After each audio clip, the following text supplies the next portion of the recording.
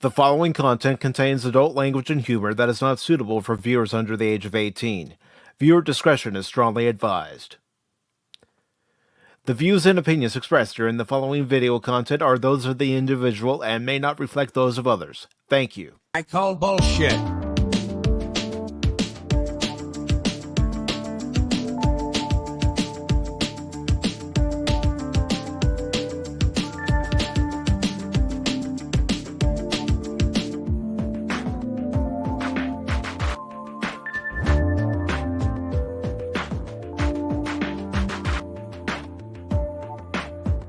Oh my God, who the...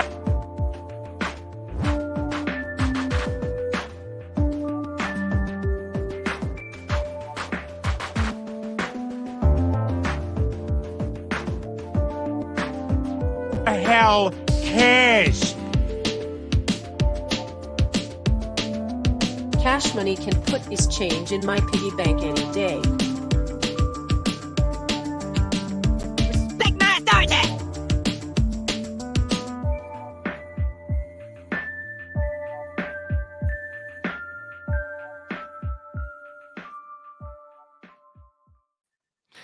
Good morning, good afternoon, good evening, and welcome one and all to this edition of Pacific414 Pop Talk.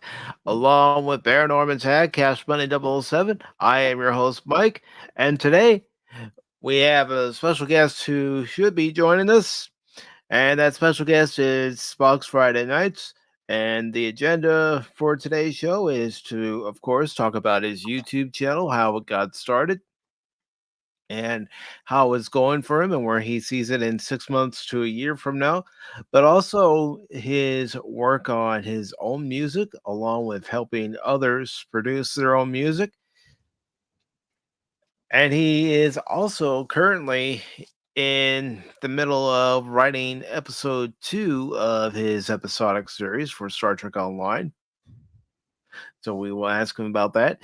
And I have asked him if we could showcase some of his music that he's written, and he is very happy to show that. And hold on one second, guys. Why don't you take it away? Because I'm getting the message from Spock.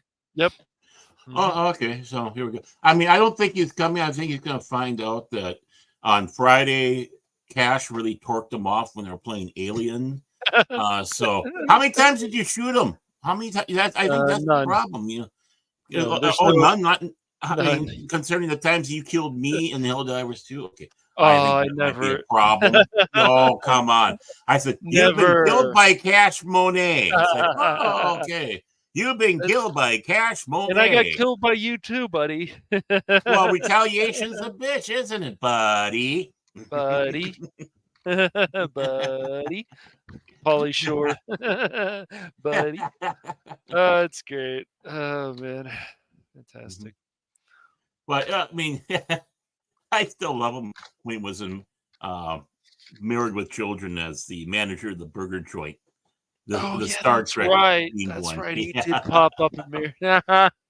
Where's the whoosh, Bundy? That's right. Yeah. Whoosh. He's made some movies, but like even Encino Man is decent. Like it's definitely watchable. Biodome, on the other hand, well, you know, but he did take over for his mother with the comedy club out there. Because his mother was the owner, and she, you know, I think she's passed away now. And he took over, and that, you know, that's what got him his start was, you know, being in and around all these comics. Obviously, they seem to like him enough, and now he's that's why we don't really see much of him right now. He's trying to get the new stuff, get the new stuff going on. Don't you know? As we say up here in Minnesota. Yep. Okay. And ladies and gentlemen, our special guest of this afternoon's show has arrived. Please welcome from the planet Vulcan, Spock. Permission to come aboard, sir. Granted, sir. Granted. Welcome, Spock of Spock's Friday Nights. How you doing, brother? How logical. What's the matter? He's You got wax in those pointy ears? Hello. Sorry, guys. Had a weird internet issue. I had to get that solved. No problem, dude. Oh, How's it we're going? No worries. You're ask speaking Mike. to the choir when it comes to internet issues. Yeah. Well, Spectrum ain't that great over here, but Oh, gotta solve in like 2 minutes. it's not great over where I'm at either. Spectrum. Yeah, Spectrum Oh, man. does have its problems here and there. There's no doubt about that. Mhm. Hey, I'm the Oh, only I'm one that's happy got I came back Xfinity. and saw you Yay. guys talking about Biodome.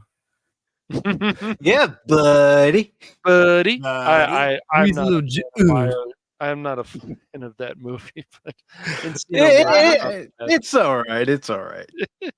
I Yeah, heard that you movie, binge out of watched all of it, his others, is the most hectic. So how How's you it doing going, today, Baron? Spock? How's it going, Mike? How's it going, Cash? Yo, Thank you again for having me. Doing fantastic. Not a problem, brother. Spock. Great to see you. What Yeah, you man, it's drinking good. there? Is it a Slurpee? Is it a Vulcan Slurpee? It's a nice 7-Eleven Slurpee. Oh, Very logical choice. I haven't had one of those in a long time. We don't have 7-Elevens here. We used to. So Spock, Spock, today, this show is going to be all about you, man. Don't you feel special? I thought it was gonna be about you. It's not no, about Spock. me. Today is all about about you, you. buddy. It's about your YouTube channel, your YouTube journey, where you Mhm. see it 6 months from now, where you see it a year from now. You know, the music that you've been creating. You know, And I episode wanna- 2 of the Star Trek Online episodic series, and also your love of Star Trek, specifically Voyager, which was why I put Voyager in the thumbnail. And Yeah. Your I love of try to keep in CLS. mind Mhm. of what my guests particularly like, or something that is common to them, and I try to put it into the thumbnails whenever I create them. Also, I want to apologize. I want to apologize for Cash because I know what you meant when you said special. You meant short shuttle special. I apologize. Oh my gosh, We'll talk sure, I later. did. I'm also curious to what are some of your other favorite characters on Star Trek besides Spock? Yeah, of course, right? Mhm. All right. Well, Mike, I have to say, even though you go out of your way to make sure that we're all comfortable, I think honestly, you already do that enough, and it's very nice of you to want to like theme the whole show for me. And this is like the first time something or someone has offered something like this, so I really appreciate it like a lot. And also, I'm also very unprepared for this, so I apologize in advance. But yeah, I mean, we can definitely start with Star Trek because that's my life. Started watching it maybe 15 years ago. I'm 23, about to turn 24. So I was really young when I started watching it. And my sister got me into the original series. She was really big into like TCM, all the classic kind of movies you can think of. And she was saying, you know what, we should watch the original 60s Star Trek. And I was like really turned off at that point because I was watching, Transformers, all these kind of other generic, movies that were not, as deep thought as the original series were. And I thought, the original series is going to be very boring. But that's where my love started. Started watching that. Saw Spock instantly, there was a connection there, no emotions. Oh, that's the guy I know. That's definitely. But yeah, he's definitely obviously Spock, yeah. Why, you green-blooded, pointy-eared goblin. You gotta be a Vulcan mind. Yeah, McCoy is there. The show would definitely not be the same. So that was definitely my second favorite character, not Kirk. Kirk is great. Don't get me wrong. It's just that I love the other characters more because they had a lot to show in terms of like their own character in a sort of way as well. I think a lot of people don't like the original series because of Kirk taking the camera. I get that conversation a lot. I know Cash knows what I'm talking about with a certain someone, but either case, it's just like, it's not about Kirk. The whole show has a purpose of existing. There's that whole camaraderie around the entire crew, and they have like this family approach as well, which is why I think I was really drawn to Star Trek. It's got that family friendly approach that not a lot of others, a lot of other science fiction does. That is true. And of And I'm course, sure you guys what's know. interesting though, it was supposed to be, well, of course, a Pike series, but a Kirk series, but quickly, so fast, you have, of course, Spock, and then boom, they bring in DeForest Kelly as McCoy, and you had that dynamic right there between the three of them. Boom, there it was. It was an organic growth of this family. It wasn't one of these, okay, we're going to plan everything from the beginning and boom. No, it was a natural one where they were able to ease into each one of the roles and their personalities. I think it was the best that they had of bringing this family together, because that's how real family is. Little Johnny doesn't pop out of mama and instantaneously, this is what little Johnny is. No, they have a journey. Right. And exactly. I mean, I think the transition from Pike to Kirk, honestly, like a lot of other shows nowadays, when they try to introduce new cast members or replace existing ones, they do a pretty sloppy job in terms of the main reason is they alienate you. They don't warm you up to it. They don't make you feel comfortable with it. But with Pike to Kirk, they at least bring in Pike later to explain what the hell happened to him. And it's very interesting to see the road he went down of that whole holographic, I forget the name of the episode, where they put him in that whole holographic simulation and he met that lady. The Cage was the original pilot, and the Cage. Menagerie, which is in their way of saying Cage, was the two-parter, and the only one in the original series. Mm-hmm. Oh, I didn't know that. That's interesting. Mm-hmm. But it's cool that they at least show his character still. They didn't give up on Pike. They showed that he was willing to save that girl, really defy what those scientists dudes really want to do, which was basically test them like guinea pigs. I think, if anything, that's the best thing about Star Trek, is it dives into all these little tropes, right? And then it really answers them in a really interesting way. Like the main trope is, I think, about aliens and, going off a little bit about off Star Trek for a second, but aliens and UFOs and all these things that people are seeing in real life. I think this is an interesting topic where people say, oh, what if they abduct us and experiment on us and all these kind of things? And I'm like, well, you should watch Star Trek, because they do that a lot. And not only that, they do it in a very creative way, where it's not just like them abducting us and then beaming us down. They basically go into the whole trope of that these are other sentient life forms who are scientists, and they see us like bugs, and they just want to learn. It's just weird, very weird. So Spock, when it came to your YouTube channel, what inspired you to create it in the first place? That's a good question. I really just wanted to stream myself gaming. I know that sounds very basic, but at the beginning, that's what it was. I wanted to stream myself gaming because I had done that before on a really old YouTube channel. It's not a thing anymore. When I was maybe 15 or 16, I had a YouTube channel of me just streaming myself trolling people on Omegle. Oh no, dude, not that thing. I didn't like the idea of Omegle. I'm like, wow, you can just go online with your webcam and talk to random people. Awesome. So let me just do that. And I'm wearing a full-on Predator, from the 1980, I think 87 Predator movie. I was just wearing a full-on Yautja outfit, and I'm just like, hey, what's up?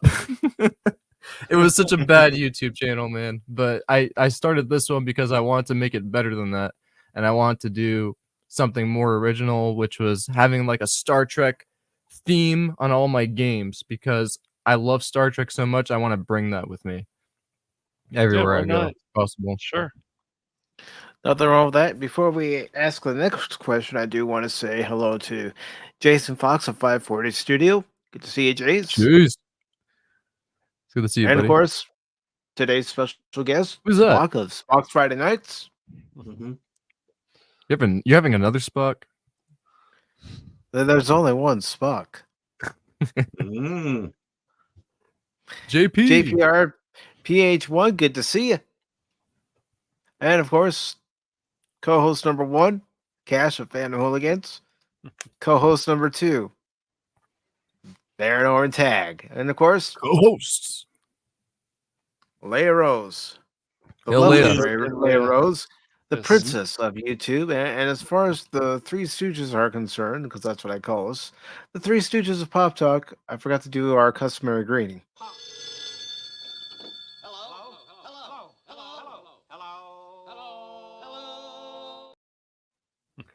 And of course, Leia Rose is the president and sole member of the Phil McCracken fan club. So, looking through your YouTube channel, Spock, again, you have a variety of content here. You've created your own AI Ridley Scott style Star Trek. You've also gone over different Star Trek Online ships that are coming out. Yep. And the different updates. You've also talked about your PS2 collection of what games you have, what games you like to play. Orville. You're a fan of the Orville. Yeah, that's one Really? of his most popular video is the Orville bloopers. For some reason, it's not even my video. I wish my actual videos got that many views. Right? And of course, But yeah, you're talking about Battlefront 2 here.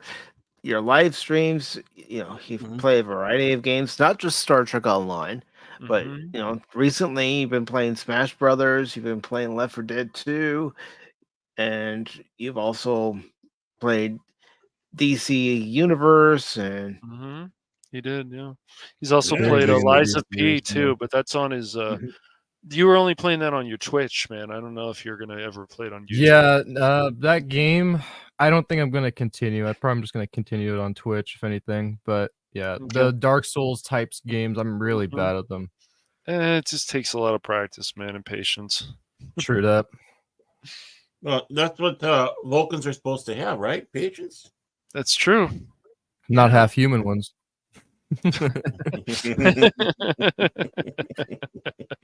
We have half patience. We'll wait for like 30 minutes and then we'll get a little bit angsty. I thought half patience for the guys that came in that were well, yeah. I mean, that Elite Force was a lot of fun. Oh Yeah, man. it was. Yeah. Even though that stream is old, we definitely got to do more of that. I'm down. Oh man, that was Elite Force was a lot. That one dude came in there to stream snipe. I'm like, bro, you play It's this gonna like happen all again. the time. I guarantee you, I'm it's sure gonna it happen will. again. That guy's just we waiting. play Elite He's Force waiting. just to piss people off. I mean, me and Cash just hop in there, and like not even 20 minutes pass, we already have a stream sniper just saying, "Oh, we're seeing your YouTube channel. You guys are stupid."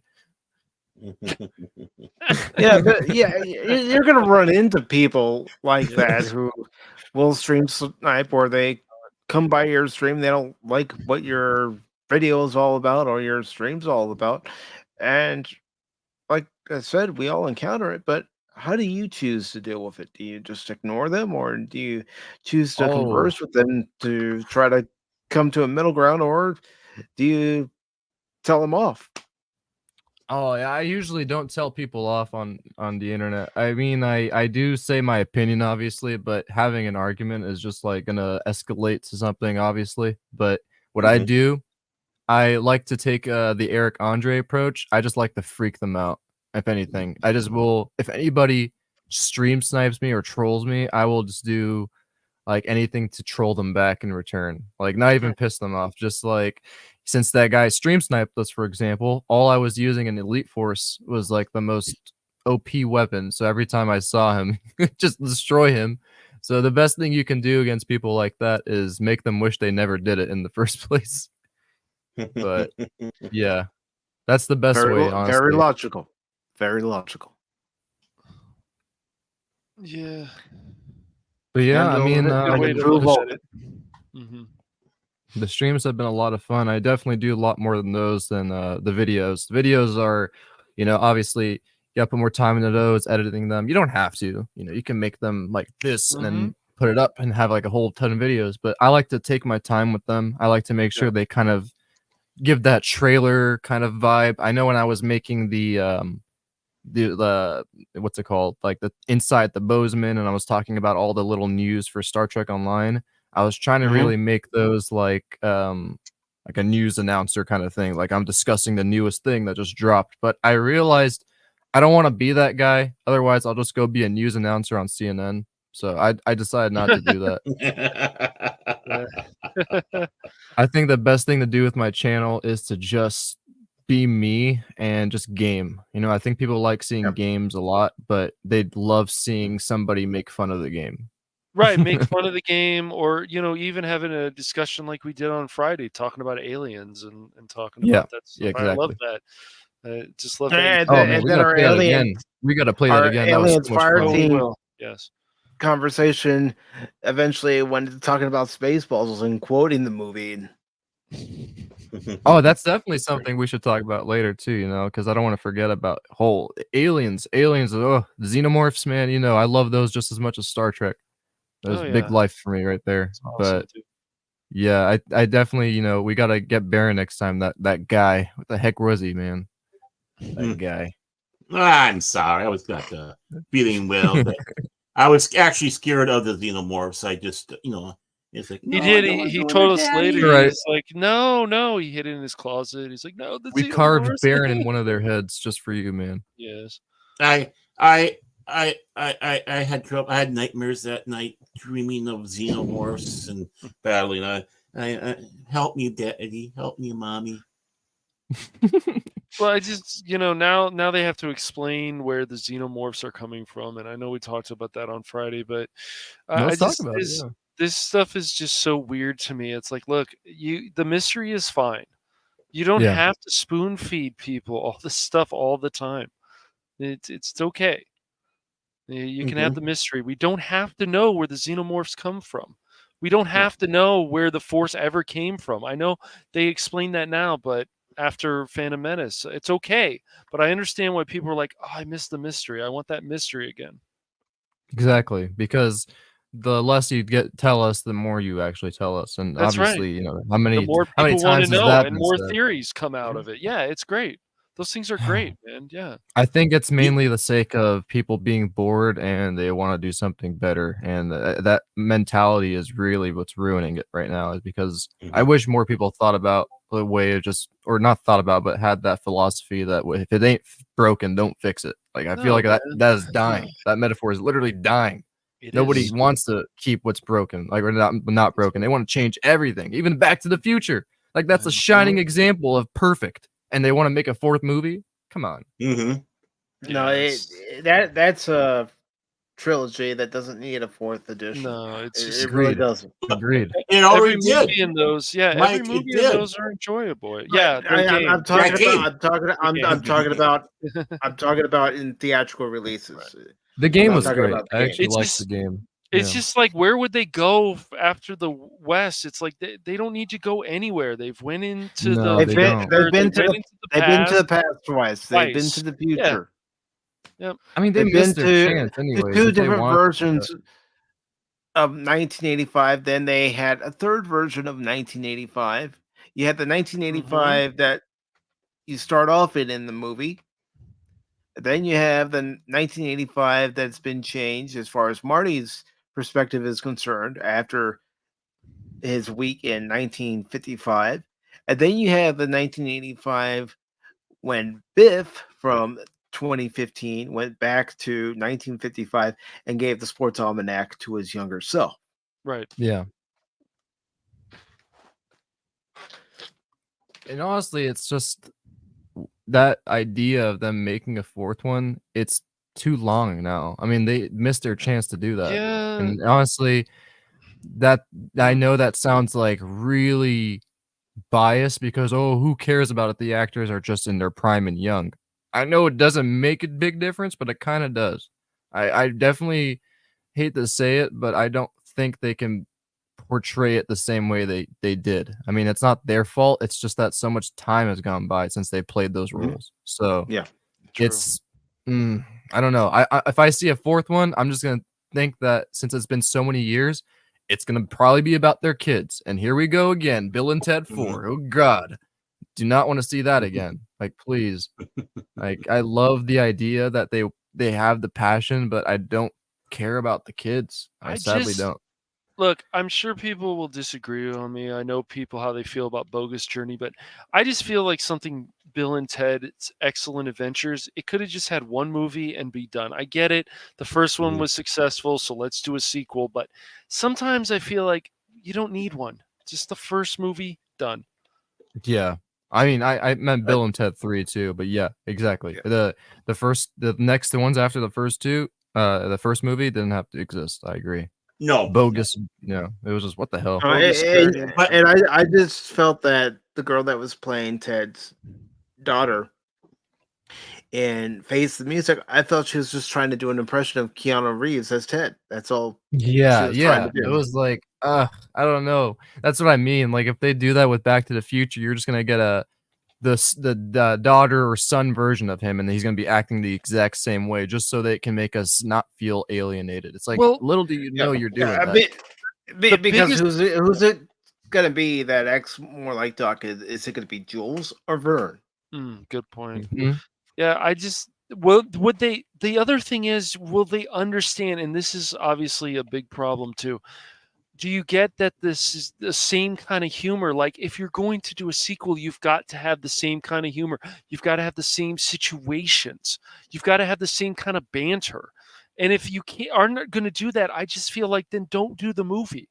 If you're not going to put that time in, forget it. Don't come out and say, I'm going to do this better. That's a terrible idea because it may not end up being the way you want it to be. And then fans are going to get mad again. I'm not saying they need to threaten people or whatever. None of that is good, but I'm just make more of the fans happy. I highly advise against threatening. Reason obviously being putting aside the most obvious reasons. If you do that, like the fans out here watching who are really passionate, I'm talking to you. If you do something like that, they're just more of a reason why they put you in a box and categorize you. Don't do that. Make yourself seem like you're an actual logical fan who has a genuine complaint. That's the best way you can do it. I mean, don't ever threaten. Even the director who was like, I don't really care about Star Wars, but he did enough research where he's like, I'm going to have great space battles. And I have to say, Rogue One still has some of the best space battles in Star Wars I've ever seen. Oh, they're impressive. Yeah. They really are. That's my look. They're in space and they're fighting. That's my favorite Disney thing that they've ever made. That's Right. the only thing I think that came out of Disney that was pretty good. I don't like anything else. I'm very, very hard on Star Wars right now. It's very rough. Yeah, very rough, same here. I mean, I'll say the first 2 seasons of Mandalorian, and I haven't seen the Andor yet, so I haven't seen. I can't see that. No. Yeah, I don't know if I want to see the third. I don't know if I want to watch this 3rd season of Mandalorian. I know it's easy to go back to this stuff. I liked Andor because character actually died, and I just like Cassian. But other people say, "Do you need to watch it?" I'll go, you don't have to. You really don't. It's up to you. Andor. I haven't seen it, but I didn't feel the urge to go and watch it, honestly. I just feel like with Star Wars, Star Trek, Doctor Who, all this stuff, it's like, should I watch this? It's like, I mean, if you want to, X-Men, Marvel, whatever, DC. If you want to watch it, go for it. If somebody's going to tell you you're stupid for watching it, that's dumb too. So just if you really want to, go for it. I mean, Spock and I'm sure this is an unpopular opinion, but we're going to watch the Cape Crusader. So I think that's what's called. Yeah. We're gonna give it a chance. We both like Bruce Timm. I'm already not liking the Harley thing, double looking. No, I do not like it either, dude. No. But maybe there'll be something out of this. Maybe there'll be something. Maybe they'll surprise us, and that Harley will actually be kind of funny. But we'll see. The only thing is, they said this is an alternative canon. Yeah, alternate canons. Those are the exact words. That's so fine. let's I just see feel like when they that, do that, right? I know. Change characters for no reason, just to make them different. I know it would be easier to throw a shoe at Bruce Timm or something and say, "What have you done? You're ruining your own creation." Shoot! But again, an object, man. But again, if he's already coming out and saying this is an alternate canon, it's not related to anything that we've seen before in the animated series. Right. At least he's doing something that a lot of other Hollywood creatives haven't done. Mm-hmm. You know, Mhm. look at Kurtzman with Mhm. Discovery, saying Mhm. it's part of the original canon when it was actually a part of the Kelvin timeline. Especially if you watch it in the first episode, you're going, "No, this is more Kelvin timeline Star Trek, not Gene Roddenberry, Rick Berman Star Trek." Mm-hmm. Right. Which Right, which well, they some, said some will some will argue that during the Rick Berman era, that's when things went askew in the timeline after Oh, First Contact. yeah, I'm sure I can see why people feel that way. Sure. Yeah. yeah, it makes sense. I mean, they don't know like really where the ball is when it comes to making science fiction. Like it's all to them about Mm-hmm. making a badass movie that involves Mm-hmm. badassery on top of all Mm-hmm. that badassery. That's Mm-hmm. why I think people like Mando, because it's the only Star Wars show out of all the others that have a It's dude good. kicking ass. Yeah, it's You good. know, It just follows I'm what not saying Star that's the Wars. main reason, but Right. like it's not like you know, there's not some annoying chick in that show constantly you know, Not at mansplaining all. him or cutting him Right. off or doing But, all the work for him. It's an actual well, like it feels like a genuine show. Cara Dune comes in, she does her own badassery, everything feels equal, but it doesn't make it a good show. I just think it's a weird timeline they chose to film it. Like why can't we have yeah. seen the Mandalorians while the Jedi were invading them? Like that would have been a perfect segment. It's not a bad idea. Yeah. But the one thing about the Mando, I think what really caught on was you actually have this character acting more like Boba Fett than what they've turned Boba Fett into. Yes, definitely. He was relentless. He was brutal. He's like yes, and not just some robot like in Book of Boobaloo, but it was nice to see, and so like, and it had a more serious tone to it, and that was good to see, and that's what unfortunately I feel a lot of entertainment nowadays is missing is that serious tone. Oh, this is not supposed to be funny. This is not they're not messing around with this. But when it's like, look at he fell off the roof. It's so funny. Like that's ridiculous. Just the way you said that. But yeah, I mean, Yeah. I was watching a GQ video on Kurt Russell a couple weeks ago. I don't know if I'm allowed to stream it or anything here, but it's definitely on topic of what we're discussing. And he's you know, one of my favorite actors. He knows, if anybody, he would know this. He played, you know, a lot of iconic characters. But was that his intention from the beginning? No. And that was not even John Carpenter's intention from the beginning, making, you know, Jack Burton or any of these other kind of Snake Plissken. Like that was not their idea. They just wanted to make something weird, something new, fresh. If it would have flopped, it flopped. But you know, I think that definitely is a good example of big Escape from New York or Escape from Los Angeles. That movie didn't do too well, but Right. is another reason to say that he didn't care. He just made it because that's what John Carpenter wanted to do. Right. And you know, Kurt Russell says in the end of that video, it's like he declined the idea of working with Gears of War. I think it was Gears of War because they wanted to have him voice one of the characters since he was inspired by Snake Plissken, but he said no because John Carpenter wasn't there. It just didn't smell right. You know, if they want to do something new, let's just go make a new iconic character. Let's go make something fresh and brand new. That's exactly the attitude I wish that they had in Hollywood. And not only that, you know, he was hair's breadth away of becoming Han Solo, Kurt Russell. So he knows all this stuff. He very knowledgeable in by He's worked life with the smartest experience. people. Yeah, exactly. And you know what? Taking a couple steps back to what you were saying, or I don't know if it's you or Cash, but about an alternate universe with the DC with this upcoming series by Bruce Timm. The big problem when you have these alternate universes in these comic book series, somehow the trendies get in there and make it that they become canon. No, yeah, that's happened. Yes, Right. unfortunately. Well, yes. yeah. I mean, the biggest one was the Dark Knight Returns. That was never supposed to be part of the continuity of the Batman universe. It was an alternate storyline. But over the time, what happened? It became part of the DC official universe. So, not that I'm saying it's bad. Not that I'm saying it's. I mean, Snake Plissken, for example, and then that character was based on what happened with Metal Gear. I mean, because Kojima was like, "Oh, look at this." Metal Gear. Sorry, watch that's what I meant. Not Gears of War. Yeah, Metal Gear. And I didn't know that for a number of years, and when I found that out, that's crazy. Yeah, it makes sense. It really does actually. I see the characteristics in both of them with Solid Snake and Pliskin. Yeah, in the names too. In the name as well. Yeah, there's a lot of hints, but I didn't know either.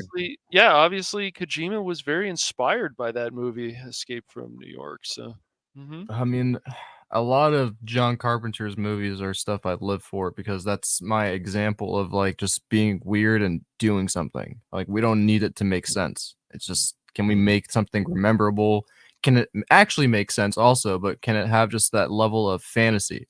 Like a lot of stuff now are losing that. That's why I love the Orville. The Orville continued that idea of just like, this isn't Star Trek, so put that aside. It's a whole new universe where you guys get to learn about new aliens, new conflicts, new interesting characters with their own weird problems. Like there's a lot there, and that's fantasy for me. Just to think about something that doesn't exist.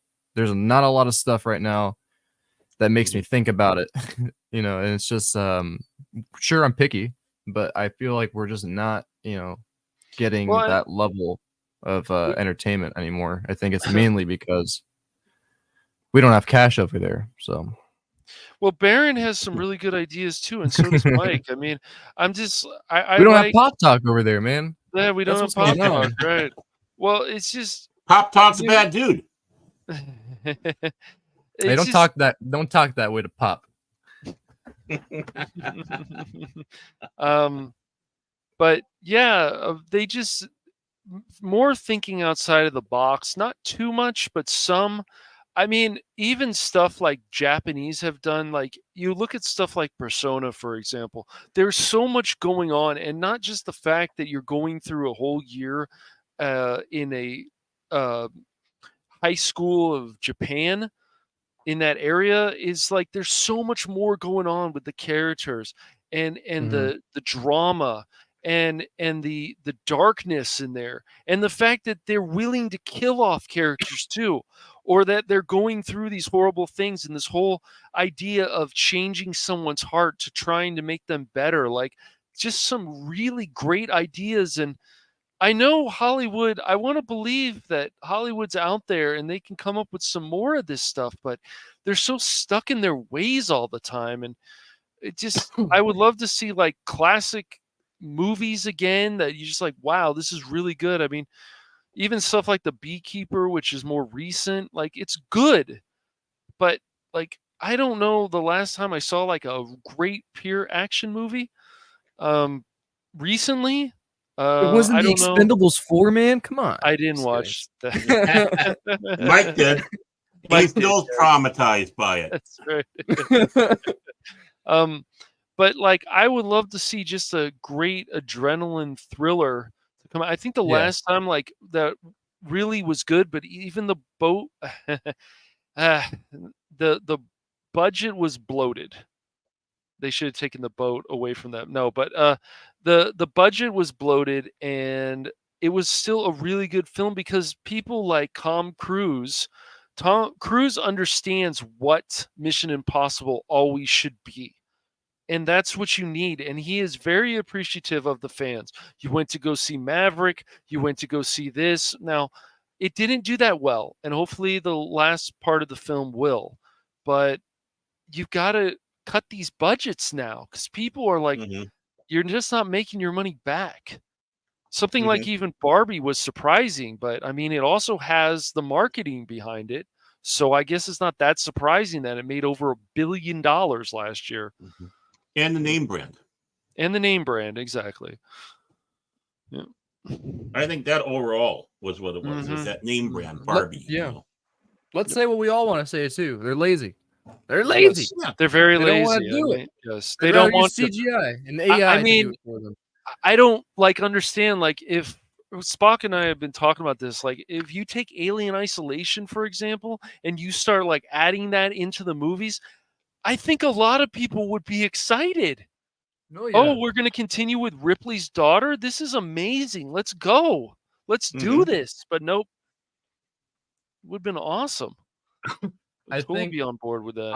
I'm definitely not sure where I would continue the Alien story. I mean, personally, I'm happy where Amanda led No in problem, that game. Clifton. And Always good to see you, bro. what's up, Clip? Also, what's up, DJ? It's good to see you, brother. Yep. Nerd. Nerd. But it's mainly about them being lazy, I have to say. I use AI. I use, you know, CGI. I play with that stuff every day, but I don't let it do it for me. You know, I like to have control. I like to have 90%, 95% control. Let that act as a source of like, for example, for music, you can use it as a song starter. For a picture, you can use it as a canvas. But I don't know. A lot of stuff now just feels so manufactured where it's not really meant to impress you anymore. It's just meant to tell the story, get it over with. All right, here you go. You got your hour's worth. Here you ate all your popcorn. Now go home. I don't really appreciate the feeling now that movies are trying to rush me instead of trying to test my knowledge. I love being able to test even it. music is trying to rush people by creating all these artificial beats and artificial lyrics. You've let us listen to your music, and your music isn't artificial. You put a lot of heart and soul into your music. Yeah. Let's hear it. Remember, this show's all about you, Spock. No, it's about you, Cash. No, it's about you, buddy. It's about you. It's chin versus ear, folks. Chin versus ear. It's usually you can't about handle the truth. Cash and Baron whenever they raise this flag. That's what it's about. Cash and Baron. Yes. Did he do it? I'm he not did it, sure. He did it, didn't he? I apologize. Let if me see if I can this, find my what's my this called? avatar I apologize Well, if this you- echoes or anything. There it is. You should be playing the Vulcan harp, man. There we go. I was to say he doesn't. Okay. So I would just load the projects, but we'll be here for a bit because I use a lot of instruments. So it takes like 5 to 6 minutes just to load each song. But thankfully, I've already rendered them, so you guys can hear it. Yeah, we don't want to hear nonsense, YouTube. This is Spock's creation, so yeah, no, there's not going to be any problems with copyright from this. I guarantee it. Don't you try to mess stuff I with us. did that I let Mike use, we got claims on by somebody. It's like, no, excuse me. Yeah. It's my A lot of my music, I don't really use. I used to use samples, and even with samples, they say that, you know, they're royalty free. You don't have to worry. But a couple of songs that I've made with samples, I got copyright strike. So ever since then, like I forgot how long it was, but I've stopped using samples and I've only relied on instruments. And there's already a crap ton FL Studio gives you. Unfortunately, it's not showing it. 1 second. Oh yeah. Yeah, I apologize if you guys are gonna hear an echo. No problem. But I just gotta sit back and say, not only sing, but do naked fan dances too on top of it. We all need to do a watch party before I forget. Also, just on something like you guys are a good group. I've noticed to watch movies with and talk about them and critique. We need to probably go through. If anything, you guys are the group I'd probably watch New Trek with, if anything. But I don't know if I'm gonna go that far. Well, I mean, Mike and I, don't be mean. Baron stopped. Mike and I watched. Baron and I watched all of season 3 of Picard, and we've Baron. Well, Baron didn't watch all of it. Mike and I did. No. And we went. What? What the fuck is this? What? Yeah, the Picard season 3. Picard season 3. Picard, yeah. Picard. Is that what you were trying to think of? But enough about Picard. Let's hear some of Spock's music. Exactly. All right, so I use a lot of these instruments. Now you can see them. So FL Studio already gives you a crap ton. There's no need to sample. I had Serum for a long time, which is what Skrillex uses, which is what a lot of big producers use to make basses and synths. This is what it sounds like right now.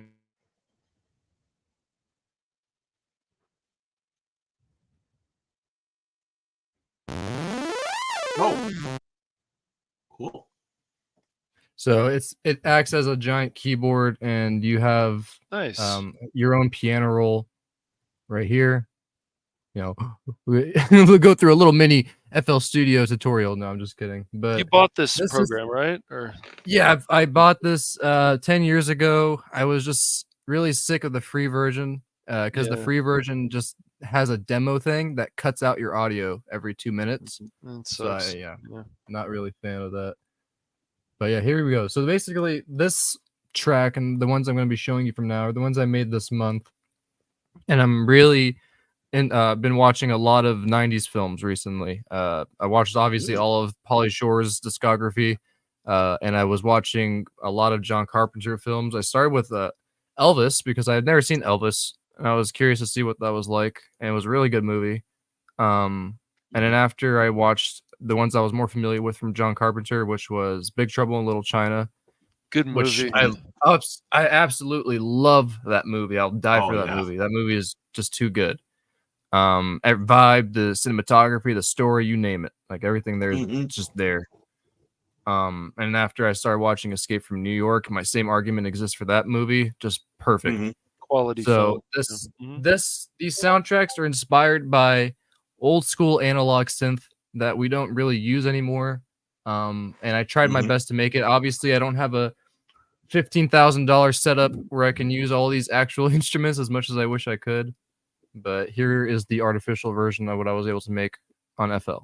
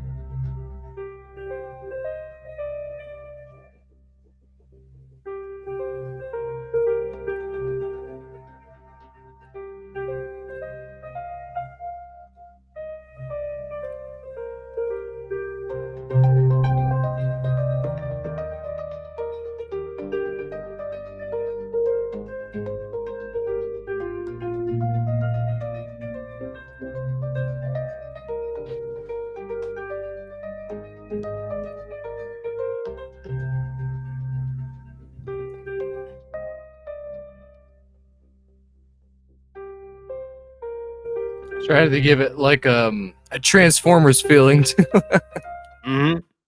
Like the new Transformers movies. Especially the 2007 one. And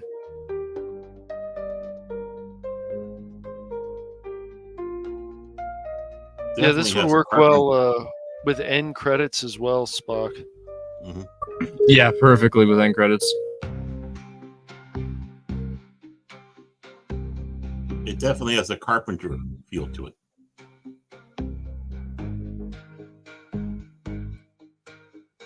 this would definitely be the opening credits for a movie back in the late 80s, early 90s. And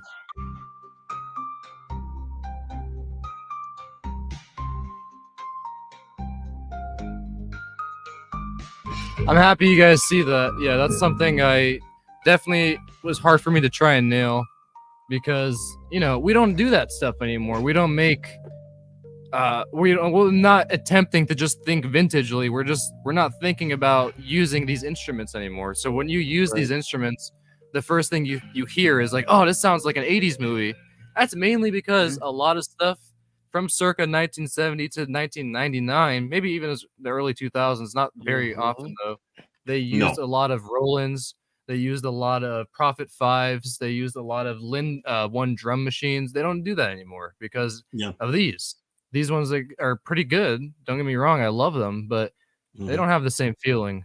So I'm happy I was able to get close to what they sound like. But yeah, that one's called Under the Canopy. That one I just made last week. That's the newest one. Let me ask you this question. If you could ever get the chance of playing this music on those actual instruments, would you do it? Oh, is that? Yes, sir. Yes, sir. I would definitely agree to that. I mean, I've never had the pleasure of even being in front of one. I've seen them. I've always dreaded, like, oh, that looks too complicated. I'm never gonna want to learn those because I've been producing for 12 years on FL Studio. I've used this thing for a long time since the version didn't even look like this. But when I saw Stranger Things, and that was my first personal introduction to learning about those instruments, I was curious as to why is the intro so good? Like how did they make this sound so damn good? And I looked into the composer who made the Stranger Things intro. It's once.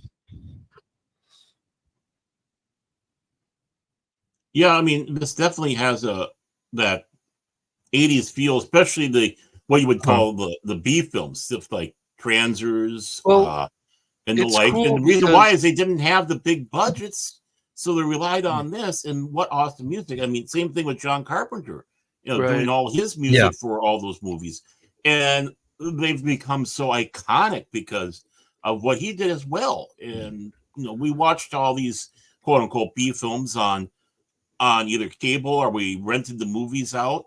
So these things just ingrained into our minds, either experiencing the as it was happening back in the day, or people discovering the stuff, going, "Wow, this is a neat sound. Why don't we hear that no more?" Even with Thank the you. vapor / synth wave. Thank you, bro. Thank you. That's exactly what I was trying to say in this Discord, is that we hear too much of that. And in my opinion, it's generic. Obviously, generic is how do you want to say, is subjective. There's no real true definition for generic, but I think that is. I hear it often too much. There's thousands of different playlists on YouTube that have that style. It's becoming old. That could happen with analog synth, sure, but I think analog synth is so experimental, you run into that issue less. Well, I mean, even something like this program's very cool. Stuff like GarageBand, like there's so much you can do, especially if you've played any kind of instrument, and just things that you can make. And so, you're right, Spock. They need. It would be nice to hear more of this. Like nothing's wrong with this. Remember, if it ain't broke, No. don't fix it. But yeah, it'd be great to Yeah. hear this kind of music again in movies and stuff. There's still some really good people out there, Michael Giacchino, other people that Yeah. really are John just Carpenter still amazing. makes music too. Oh yeah, Yep. that's awesome. They still make tracks. The best thing about John Carpenter, that I love him more than a lot of other analog synthesizer composers, is he actually uses live instruments. Like, not a lot of his stuff is analog. There is analog in there, but he uses Fender guitars, he uses real drum sets, he uses acoustic pianos. Like, there's really it goes on. Like, he loves real instruments, and that's why he's my favorite. It's because he kind of reminds me of the Beatles. And I know we were just talking about generic and overrated. I don't like that conversation when it comes to the Beatles. I think they're just good music, and it's bad to label them as overrated. And that's kind of how I see John Carpenter. He's just like good music.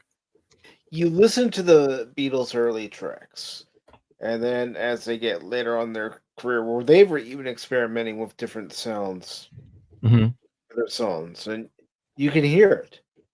Yeah. Especially in the evolved. 70s, a lot of people say like the Beatles are so versatile. They had different, like every album was almost like they had a different style going on. Especially I Am the Walrus, like that's a good example right there. Cuckoo Cuckoo. Yellow Submarine. Here's another one. This one is obviously, you're gonna tell by the name, inspired by Snake Plissken. I called it Snake. This one I made directly after rewatching Escape from New York, and I just had the image still in my head, and I needed to translate that. I wanted to continue, like, this was the theme I was using. Actually, no, wait, I shouldn't play it, but the main theme of Escape from New York, that was my inspiration. Okay.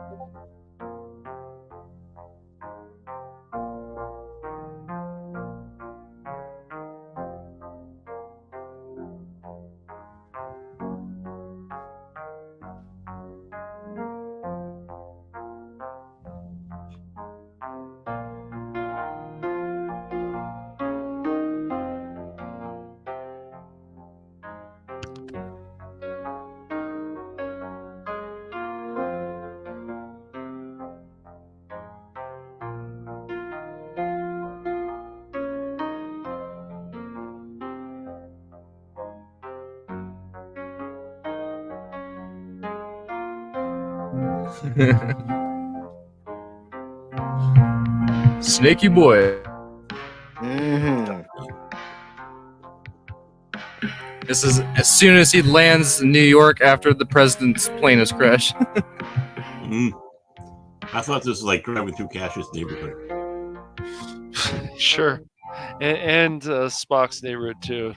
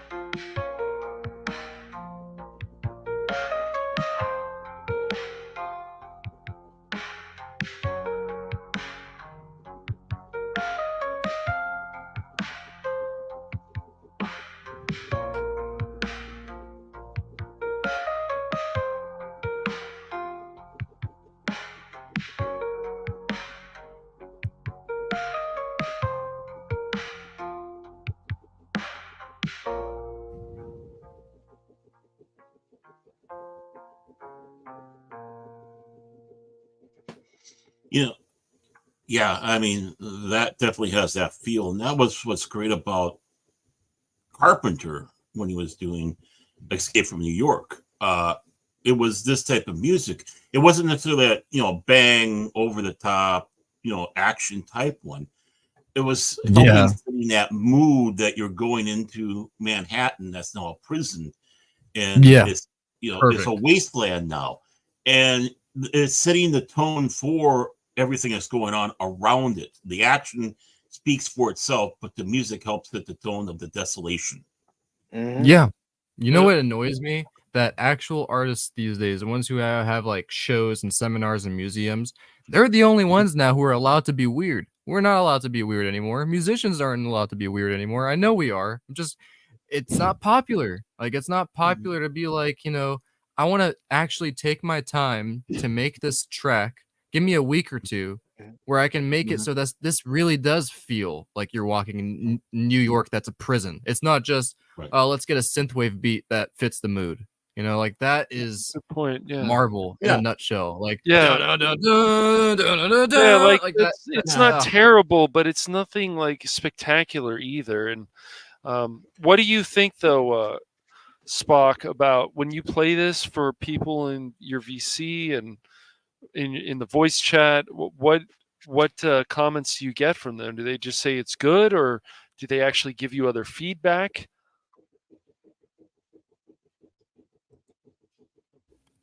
I mean, I get mixed responses.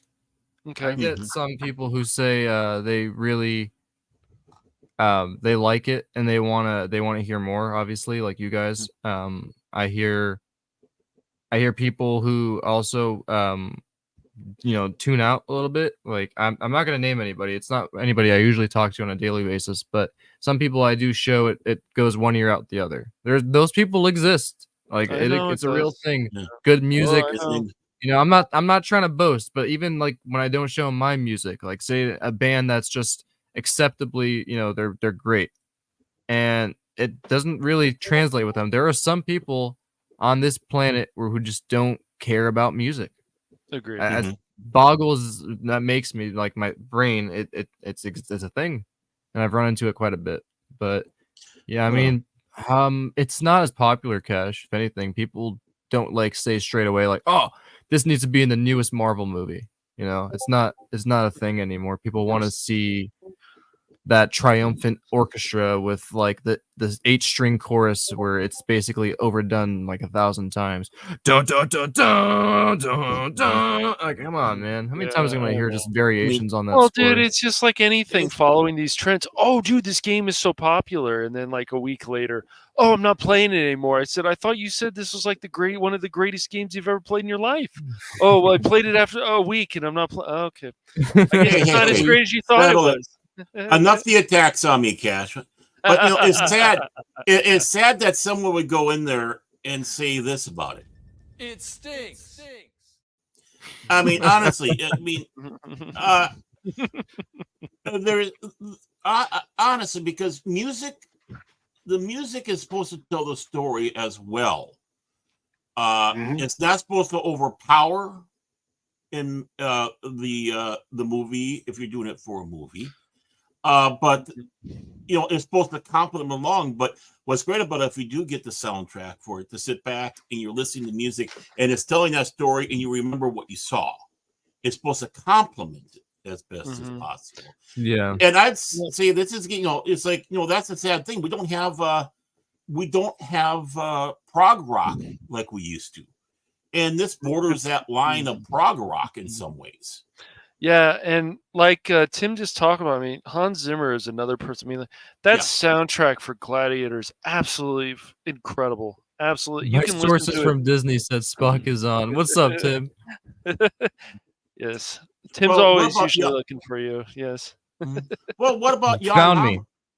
me. He did. I mean, you had Jan Hammer, who's done so many forms of music and in different tones. I mean, just listening to what he has for when he was doing it for Miami Vice, and Miami the Vice, one for the theme, and then one for Crockett, his theme. And there's a difference, and it fits what his personality is, and the theme fits what you're expecting for seeing in Miami. Exactly. It tells that story. It knows that it's this is for this is for that, this is for this. It's not for the whole damn thing. Yeah, exactly. I think that's something that's overlooked a lot, is the idea of how can we translate music to the actual plot. It's like you can, you take your time. Music can just tell a story too, and it doesn't even have to have music lyrics. speaks. Yes, I want to have that on a t-shirt. So, it speaks. It's just amazing to me, and people that's why a lot of the music, it's like, well, what did you think of the soundtrack? Even stuff like, as much as I love John Williams, I have to say that the sequel music just felt, it was just there. It didn't really make me feel something like the Revenge. The only one I think that was good was Ray's theme, honestly. But despite the character, the theme is pretty good. That's the only thing though, and even that one sounds like and the Kenobi theme is good too. But it's just not what I expect to just be blown away amazing. From Mr. Williams. It's definitely not a good thing. I'm definitely no moral. It's just, I'm no moral arbiter of Hollywood and the music industry, but I definitely think it runs deeper. I feel like people like Hans Zimmer and John Williams might have unintentionally played a part in what we have today. Maybe that's not their intention, but it's, it happens. Gentrification is a thing. A lot of people watch something and it becomes too popular, and then there becomes an increasing demand for it, and then creativity doesn't matter anymore because creativity takes too long. We need money. So, Well, yeah, I think I think what the big problem was is he did such a good job, everybody wanted to copy him. But thank God we had James Horner out there that did his own take. You listen to the Star Trek 2 and 3 themes. And of course, his other works, Battle Beyond the Stars. And it's like, oh yeah, he's definitely got his own way. Well, what about even the theme from go ahead. I was just gonna say with James Horner, yes, I ran up Field of Dreams. But you listen to the music in Field of Dreams, and that evokes emotion too. Yeah. What about even the theme in Voyager? Like, however you feel about the show. Oh yeah. I have you said that. Like, it's just Jerry Goldsmith had his own style. Just great. Right. Absolutely great. Exactly. And he's the one that gave us that, it's that cinematic, boom, da da da da da da da da da da. Which was, eventually was a motion picture and was taken for 5, Next Generation, various Star Trek movies after that. I mean, again, its own style. And you start delving into the rest of the soundtrack, and it's like, oh, yeah, each one each one is for each scene, and sometimes each character. And it's not John Williams. It's him. Yeah. Because remember, in the motion picture, Ilea had her own theme. Yep. Da, da, da, da, Just la, there's da, da, just da. there's But just not many composers out there that you just go, man. Like there's a few, mhm. but there's just not many. You go, man, this music is just so amazing. Like it just blows your mind Well, when you listen to because the it just It's fits so well. It say just what fits so you well will with the about show. Or Danny Elfman, but even his music has its own style. right. Yeah, yeah, it does Oh, definitely. definitely. Oh yeah. Spider-Man's a good Yeah. example. Mm-hmm. Mhm. Mm-hmm. That beginning, not a lot of people do that, so it's Mhm. very they got their own Well, things going on. well, I mean, he even did the Simpsons theme for crying out loud. I He Mhm. mean, did. He The did. Simpsons. so yeah, Simpson, Batman. I mean, all across the His board. themes for Beetlejuice and Batman are very different. Yeah, they are. Mhm. They are Yeah, definitely. and then you got Christopher Frank, who did Babylon 5, and each season had its own theme and corresponding to what that season was supposed to be about, and then going into the aspect. And yeah, we're kind of losing that. It's Mhm. we Oh wait, it yeah, it's become generic because everybody wants to sound like Right. Williams. Everybody wants to sound like whoever it is, Zimmer or what, and Yes. they're not looking at themselves. What sound would you make? Like How would I you think approach it? even though I know he's worked with J.J. Abrams and Jar Jar Abrams, whatever, but like Michael Giacchino, I think of course he's done a lot of the music for Pixar films, and it just Mhm. every theme that he had, music that he did always sounded different, and it's just like, Okay. oh well, that's his style. That's awesome. Like we need more of that kind of stuff again. But Well, yeah, I believe it was him, and I'm probably going to say his last name wrong, but see, Jablonski, who studied under Hans Zimmer and do Mhm. create their own styles. Yes, there might be some things that sound very similar to a Hans Zimmer score, but you got to give credit where credit's due. They learned under a good teacher. yes, Right. a lot I more mean, people that you guys should look like a specific person everyone here should look up, because you probably already know him, is Bruce Broughton, and he's the guy who Hmm. made the soundtrack for the Orville. I mean, Yeah. he's explored, what's it called? Displayed like he can be very. He has a huge variety of what he can jump into. Like he can make stuff that sounds almost like the prequels, but he put his own spin on it. And I think my favorite part about his, composing career is the third season's intro. Like they changed the whole theme song. Everything is just different, and it's that's definitely a composer everyone should look up. Bruce Bronson. I don't know if I'm saying his name correctly, but mhm. yeah, I agree, man. That's very unpopular. Just like Yeah. classic rock died, just like rock is dying, oh, and it's now rap yeah. is a big thing. It's kind of that Well, transition over into the Well, but movies.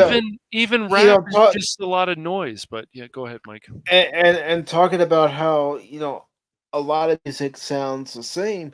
It's a Yeah. shame that for Star Trek specifically, Next Generation, Deep Space Nine in particular, that Ron Jones wasn't allowed to continue to write music. 'Cause his music was very different from Dennis McCarthy's music for Next Generation and Mhm. DS9. Right. It's a Well, I shame think that Yeah. this stuff can't Also, exist, but David Bell. Mhm. it's a shame that this stuff can't exist and have the fans be humble about it. Like if I'm a fan of this stuff, which I'm not, if I liked this generic crap, I would at least, say, you know what? Yeah, you're right. They all do sound the same, but I like them anyways. Why is it that people Right. get so easily offended when you tell them that? Like this sounds the same. I just don't like modern rap music because it all sounds the same. Oh, your music taste Mhm. sucks, bro. Like you shouldn't even be talking. Like I'm just not Mhm. allowed to Yeah. have an opinion on it, but like I obviously am. Yeah. It's just I don't know why they get so offended. Be a little bit more Well, humble and accept the It fact that yeah. yeah, it's not that original. it hurts You're them. not willing to accept the cookie cutter. Yeah, they Oh, just No. it hurts them because I'm not trying to like take away your childhood or that there's something deep in that song that you really find that's important to right. you. Maybe there is. I'm not disqualifying that. All I'm saying Mhm. is the beat, the rhythm, vocals, nothing is new. That's Mhm. why I like artists from, early 2000s and before is because a lot of them tried to do something different. Yeah, there was. And it's not just that era. There are for some the- musicians now who do that too, but for they're not the that popular. Orville, there was 5 people that did music for that show. There was Joel something. I forget his name. Mm-hmm. McNeely, I think. John Debney. Yeah, McNeely. Joel McNeely. Yeah. Mm-hmm. Joel McNeely and Bruce Brown were, I was told, were the most like. Yeah, he did central. one episode in 2017, according to IMDb. Yeah. They were the more central composers of the show, but there were others as well. Yeah. Kevin Kaska, he did 2 in 2022. Okay. You know what's sad? You used to be able to tell what decade a song came from just by listening to it. Listening to it. Now, yeah. You hear music and it's all so generic and so, formulaic that it's like, okay, was this from the 2010s, late 2000s, or is it from 2020? Because it all sounds alike. Yeah. Yeah, it does. Well, because they're the all thing being is composed the same way. The thing is, I'm going to give Dennis McCarthy a little bit of love here because, when he was doing all the Star Trek projects, especially Next Generation, he was really hampered with what he could do for it, because I think we all know about how micromanaged all the Star Trek series were. They were, but he finally, he was let loose for Star Trek Generations, and I think that is a beautiful score that he had for that movie. The soundtrack is great. It invokes Star Trek without you relying on all the true tropic music that usually you hear in Star Trek. And you see all the other things that he worked on, be it the Scorpion King, or Tanya and Nancy, the Inside Story, for crying out loud. Working on V's series and V, the Final Battle. Twilight Zone, all this stuff. I mean, he's been all over the place with his music, and obviously each one has a little bit of a tone. The sad thing is he was hampered with Star Trek, and which kind of gave that generic sound to Star Trek, I hate to see, all the way back to the Next Generation. I really like my favorite episodes, or not episodes, like parts of the Next Generation, is when Ron Jones was in charge of the composing, because he used analog synthesizers for a lot of the episodes. The very first season, for example, that was all Ron Jones. Which Gene Roddenberry didn't want. He didn't want a new age Star Trek. So he obviously was good if he was able to sneak that in. What's up, Nerdporio? Boy, it's Michael Brian Chiklis Jr. Yeah, Michael Chiklis Jr. is here. We're safe. The commission's here. We're safe. Hope you're doing well, Brian. So this one is I want to give this one, it's gonna sound funny, like more of an America type feeling. Okay. So I try to add like some marching drums and stuff. So I named this one "In God We Trust," and it's basically, I don't know what you would use it for, but it's something. America, love it or leave it.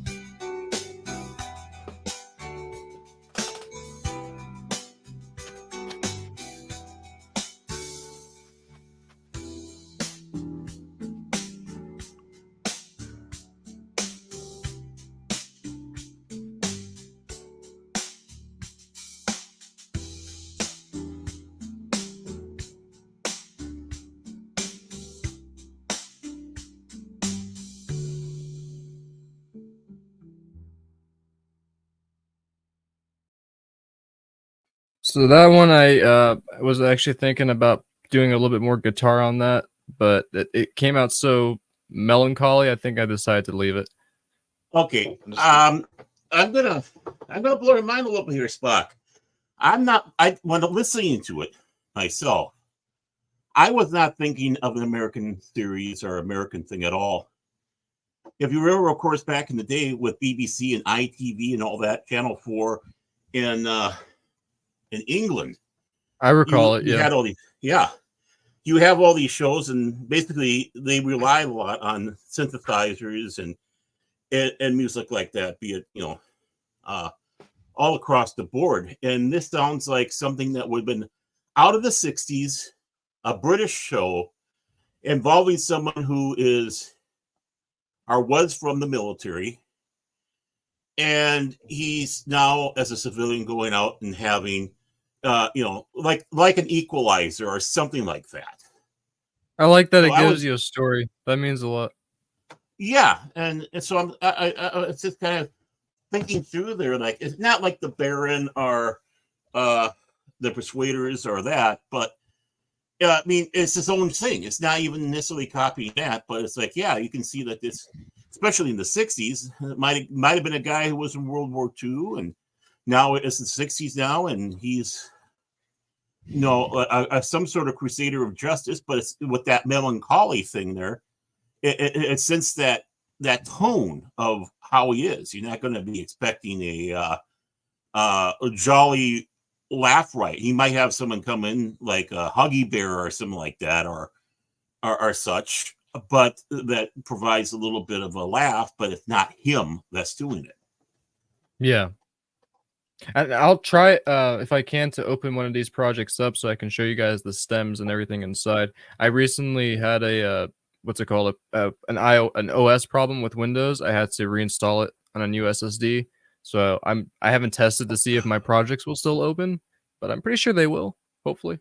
and we do have a question in the chat. When is episode 2 gonna drop? That's a good question. I understand that your episodic series. That's a very good question. I understand a lot of people have already asked me on that, especially Robert.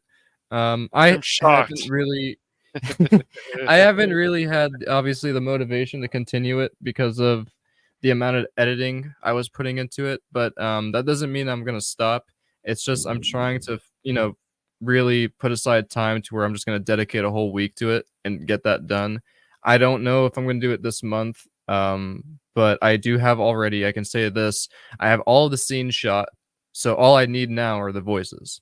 Right, and not just that, I need to also segment it, make it feel like an episode. So I have all the clips I need. Now it's just time to paint the canvas and have it all make sense and seamless like a movie. That's the whole point. That's why this is so tough. That's why it's been taking a really long time, is because I have no knowledge in film or any of that stuff. I haven't taken any of those classes, which was funny because the stuff I took in high school and college were the complete opposite. I never thought in my life I would ever think about making like a little sideshow for fun, but that's another thing. It's just been a very big hindrance on me. I don't really know a good workflow. Well, but once I figure that out, I'll definitely be having more need voice talent, huh? There's Spock. What's the matter? Is the voices in your head not good enough between those pointed ears of yours, son? It's so funny because like Star Trek Online could be even so much more, but I think they need a new engine. I think the story is pretty cool. There's definitely a lot you can play with that MMO, but I think the PvP has potential. I just think that there's other things that they can do, and I'm sure you agree with this, Spock, that that game, of course, has become more about greed than it used to be. I mean, it's a pay-to-win game. Everyone who plays that game will agree with you. But the thing is, Brian, I wanted to eventually take the show to Unreal Engine. I don't want to keep filming it in Star Trek Online the rest of the series. As much as I could, and as easier as that could be, it does not look good. And I want to make it look good. I know I don't have to, And I know people who are watching just want to see the STO story, but if I'm going to show the STO story, I want to make it feel like a Star Trek show because it's a good story on there. And I think what was lacking for me on STO is when I was playing the campaign, I don't like the pacing. It's just, it takes you out of it. There's really awkward moments, especially in the earlier season, because that's when the game was first coming out. But there are newer stuff too, in my opinion, like when they introduced Lita again, and they brought back recently Tasha Yar and Ezri Dax. A lot of this stuff was just awkward, and I don't like the pacing. So what I'm trying to do is fix that as best as I can. And that's another reason why it's taking a bit. But the second episode, I'll give a little bit of a synopsis. The episode 2 for the episodic series is about the Azura freighter, which is lost in the Azura Nebula, and we are summoned. It's mentioned in the ending of episode 1, where Arbol is then asked to go investigate, see what happened to the Bolian freighter, and there's possibly a chance of Orions. And when was the last time we saw Orions in Star Trek? Until this point. So this is after Next Generation. I don't believe we saw them in the Next Generation, although I could be wrong. No, I don't think so. No, we didn't. So before the Next Gen would have been TOS. And I don't think they were even in TOS that much. So yeah. And yeah, they basically it was until Enterprise really did it. What? Yeah.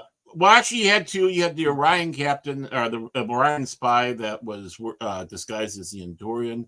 He had the one with Goth, not Goth, but Garth of Captain Garth on the Mental Institute. And then, if you want to take a look, it was an illusion of a slave girl with Captain Pike. Yeah. Yeah, and then we really got to see more of them in Enterprise. What's up, Cash? Yeah. What do you think at this point that Star Trek Online could add that would make you want to play every day? More film tools. Their theater mode is really bad. If they fix it, make it more user-friendly, make it like an iMovie where we can actually have an... there are a lot of players right now who will probably argue with me on that, saying that it's fine the way it is.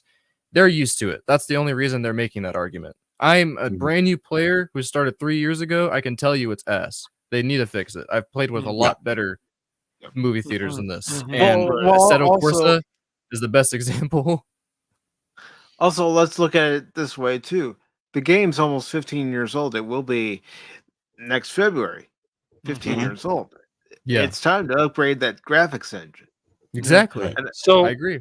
Then what about the In the whole set. thing with Unreal? Like, we've talked about, you and I, that we want to learn Unreal together, or we'll work on stuff together. But after what's happened with Unreal and the nonsense of the politics garbage, like, can we just still bypass that? We can still play. We can still do it. They're only like, they're trying to show their little flag here, like we're inclusive and everything. But let them do what they need to do. We'll do what we need to do. It's not going to hinder us at all. Good. It's just we gotta obviously, society today. We can't be like the 90s anymore. As much as I wish we could, maybe if we meet the right people, we get the right, rights, the legal contracts, everything signed. Sure, maybe we can get away with it. But like as it is right now, for just an up and comer indie developer, you got to be careful with that stuff. They're not going to allow you to do it. So just common sense stuff right there is, unfortunately, hypersensitivity is a thing, and that is a majority of the audience these days. But I'm not trying to be what's it called? I'm not trying to be unaware of the idea that Assetto Corsa is a brand new game. It's an Unreal Engine 4. Star Trek Online is, like you said, 15 years old. Big difference there already. But it's the fact of how easy to navigate. That's all I need, is an easier navigatable, that's not even a word, but an easier to navigate UI, because the one on STO is so bad, man. It's like they could definitely make it better. The tech is there. All I'm asking is not add new tech, just refine the UI, make it better, make it faster. I'm sure you can do that. You've done a lot of other things. What about the PvP? Do you think things could be improved? Do you think it would also be crazy? I remember a number of years ago, people was playing, of course, Star Trek Online, and some people were like, "Oh, that's asking for too much."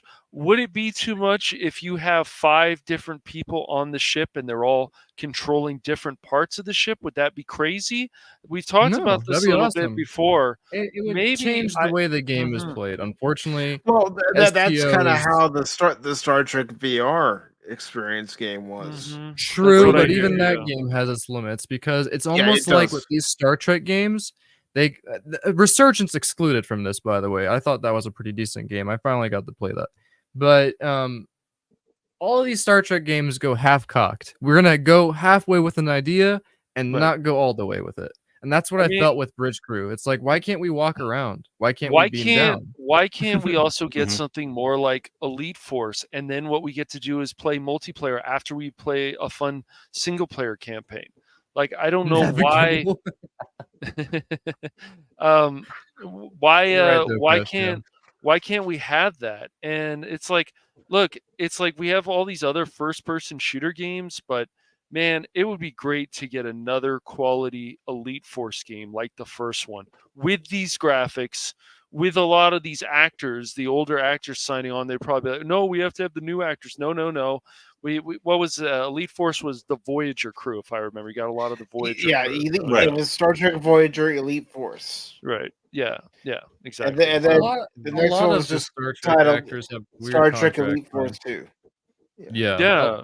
A lot of these actors have weird contracts signed for specifically for Star Trek that make it tough for these kind of things to happen. Like, for example, Kirk has like some thing to protect his face, so his Mhm. face can't be in video games at all. I think Leonard Nimoy had the same thing, although I think that might have been wavered because of his appearance in Resurgence. But Mhm. it still applies for Kirk. If you go to STO and you go through the story, there isn't actually a moment where you get to go back in time on the original Enterprise and explore, and you Mhm. should see Kirk. But what do you see instead? You see him passed out on the ground, face first. You don't get to see his face. You just see the back of him. Well, And that that's Kirk. sucks. Okay. That's Kirk, though. But that's all they give Like you like in the STO. like when That's Shatner played his yeah. brother, Kirk's brother. Yes. Yeah, That's yeah. I think it's Mhm. annoying when stuff like that exists because Mhm. people are fans. Let them be fans. Let them enjoy your content. Why are you prohibiting it? Like, that's Right. the first thing I don't get when it comes to, I get you don't want your face to be in, watch my profanity here, but like stupid sexual stuff like porn and Mhm. and Rule 34 and all these weird fucking, Mhm. categories you can think of. I get that. Mhm. Like, I wouldn't want my face on that shit either. But Mhm. there's got to be a better way to mitigate it so that there's a way to filter that and video games. Because Well, video also, games, there's no crime there. well, what about Maybe they what? just need to go and talk to him and negotiate. Right. Maybe that's what he's Exactly. wanting. Well, He why wants to don't? protect and stuff like that. But a Maybe. lot of I people have mean, an aversion to him. It's like I thought you know. meant me go talk to them, but yeah, they should definitely go talk to them. It's very They're Well, not why gonna don't want to you, listen to man? me. Hey, Bill, I got this innocent little thing here. I'm an independent type of guy. I'm not looking to make money and such like that. And I'll show you what I have planned. And he might go, yeah, go for That's It's true. it. You That's should. true. To the final frontier. it's I interesting mean, you're too not because wrong like though. more Star Trek games are coming out, but even that strategy one that came out recently, people aren't really talking about it, and I don't think Because it did it's very well. Stellaris. Okay, It's because it's basically just Solaris. I got Stellaris. you. People are Yeah. saying that don't buy this. It's $40, first of all. Don't buy it because Stellaris has it's cheaper, it's $20, and it has a mod overhaul that makes the entire game Star Trek, and it plays better than the actual official one does. It's so annoying. Yeah, I wouldn't buy that if I were you. That was a big letdown. Wherever their money went to make that, misguided. They could have just upgraded Bridge Crew to finally have an update where we can walk around, beam down on a planet, shake an alien's hand, and fight Gorn. Like, why can't we do that? Well, That's what they should do. They should, get involved with either Activision or some other company to buy the original rights to Bridge Commander and expand upon it. Where you do go And down to it could be engineer. done. Yeah, it could easily be Yeah. done. I've seen a lot of Now, crazy now, VR games. now, it wouldn't be called Bridge Commander, but it would be a sequel where you go to more than just one particular area of the ship. You go down to the Ship shuttle bay. commander. You go down to, you can call it that, Starship Commander. You go into sick bay. You go into the holodeck. Mhm. And you Yeah, have some why nice not? little Easter eggs in there, or you have something in there that makes sense to the story. Give it an overall story. Okay, there's a problem down in engineering.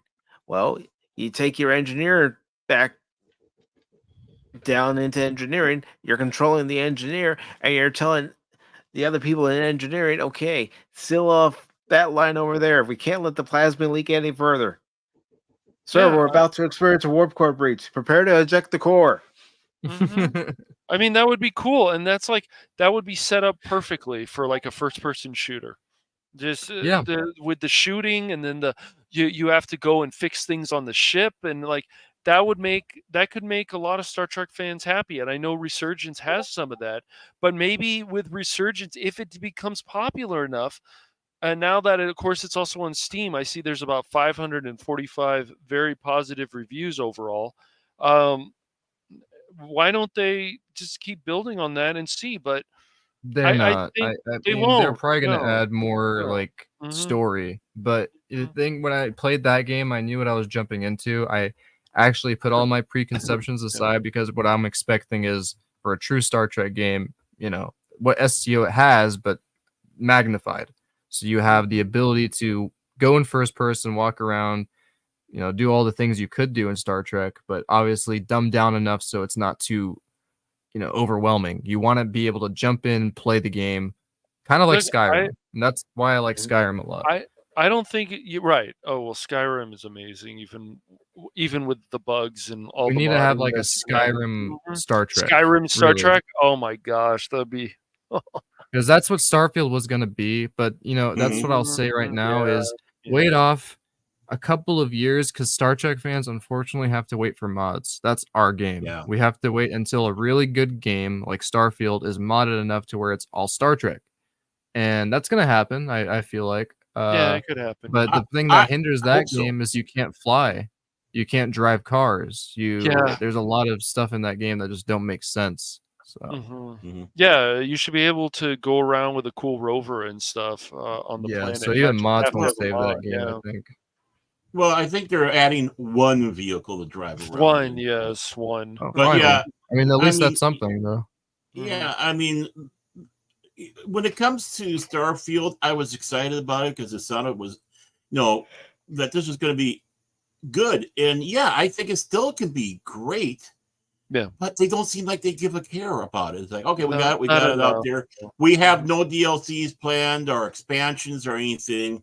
That's sad because they were yeah, saying exactly. like the fans were I all mean- saying before that there's so many Easter eggs, and look at when you like. I remember there was somebody right now who's actually beat most of the story who said that there's a part where you can go and see that there is eventually like some kind of, I don't remember the details, but like a portal, and eventually it's going to involve them bringing in aliens, and that's going to be their next expansion, an alien expansion. But that is sad that we're able to conclude all of that, but the devs themselves are saying, no, we're not going to do it. Come on, it's there. You can do it. Yeah, I don't. They have how much? They should have had things already planned right away at the get-go. Yeah, and that's why I think it's so easy to mock Starfield, but even stuff that Sony's doing, like it's easy to mock them too. I just you guys gotta just start making people excited again. I mean, imagine if somebody brought in a Sly Cooper or even a well, we've already had enough Crash, but like Jack and Daxter, what if that actually came back with the same kind, and somebody else did it, because I don't think it can be Naughty Dog this time. Somebody else would have to get the rights and had the same kind of humor, the same kind of gameplay as the old games. I think people would just freak out. A lot of the fans, because they'd be, oh my gosh, this game is actually back. This franchise is back. And yes, Like I low agree spec, with you with the Skyrim Star Trek. Imagine that would be great. you might kill this character if you have to, or this happens, or these situations go on. You're building these stats. You talk to this character. Yeah, I mean, it could be really cool.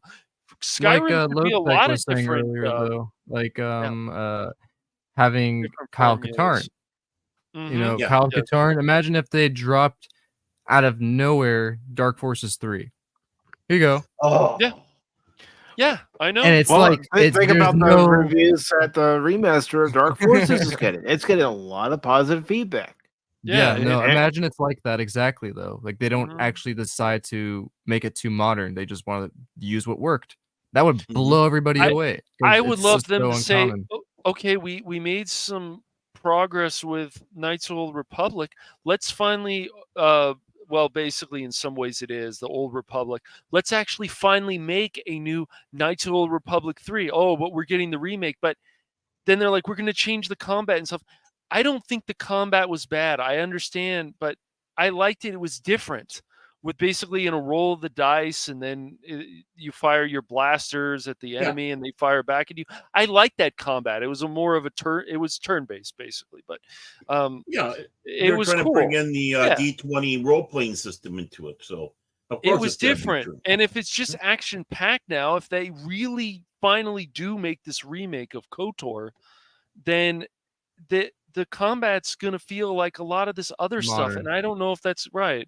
I don't know if that's going to be a good direction. Well, that's what I mean. Imagine how cool it would be if they just didn't do that and they Yeah. just upgraded the visual quality of what you guys had before. Yes. Not And just a or even remaster, added not some just more changing the content of textures. stuff, like with Basta Lashan and Yeah. other things. It would have been amazing. Not I just mean- like a simple little remaster like they did with Dark Forces recently. I mean like a Uh-huh. full on Yeah. they remodel, they retexture, they hold the whole thing, the code from the very ground up. That would be amazing. Yeah. But it probably is because they just don't know how to figure it out. Simple No, as that. yeah, they probably don't, or they don't care enough. And it Oh could my also god, be we a got the thing pirates here. where the people who originally worked on these games are no longer working in the video game industry, so all that knowledge is pretty much gone because you have new people who have no idea how to work that coding. Yeah. Learn the code. Yeah, learn to code and just I don't know. But I don't know how many times fans ask and beg and plead and for these franchises to come back the way they're supposed to come back, as in just if it ain't broke, don't fix it. You don't need to fix a lot of these things. You can build up more of the gameplay. You can build this, give people more options. Like it seems really simple, but it's like, oh, what is it? What is that? That's too much to ask. Why are you asking so much? Because once again, we've had this stuff before. Yeah. So I Why want is it too the much stuff to we ask had if it's something before. we've already been given? It's not asking too much. That's the thing. We're asking I for don't think very so. simple things. But that's It's the not argument the drones hard. always give, man. The people who are trendies, which is fine, whatever, but it's just like Val, if they really wanted to, for example, they really could give people that Half-Life 3 experience that they want. Sure, there would be criticisms, obviously, because they have a lot to live up to, but their new game that's coming out looks more like Overwatch and Fortnite. It's like, I don't know, guys. Sure, they had Counter-Strike, and that's still the formula works well, but I would love Val to. I know how much money they're making with Steam, but I would love them to say, you know what? Let's start making some cooler games. And the fact that they actually had concept art for Left 4 Dead 3 and they never did anything with it is still like disappointing to me. I don't think they're gonna listen to a bunch of pirates. That's right. Well, that's what's going to happen. going if they on don't here? Do this stuff. Yeah. Don't The make it pirate the bay? pirates. This is what Baron and Cash do at any opportunity they So get. you guys are who I used to get my Especially when toys I'm from not when I was here. 14 years old. Sure. Oh, okay. So that's how I got my stuff. Thank you. Not confirm nor deny. I'm not going to confirm or deny that there were things that happened in my past that I might have been involved with piracy. Oh, excuse me. What was that YouTube? I heard nothing. Yeah. I know not. What the hell? I'm sorry. I'm sorry. Besides, why be a pirate when you could be a warrior of the Klingon Empire? I see nothing.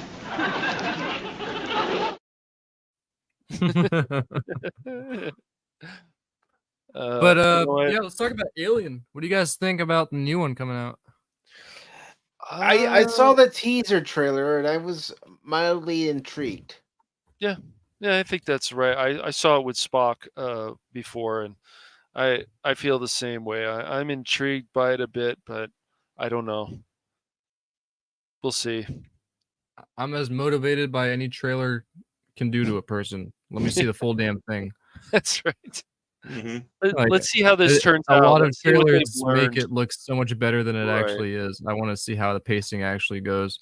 I mean, how many Alien films have we had that bombed? About 2 or 3, potentially, something like that. That's being generous. I'd say like 4 or 5. Yeah. If we're going from like Alien 3 and above.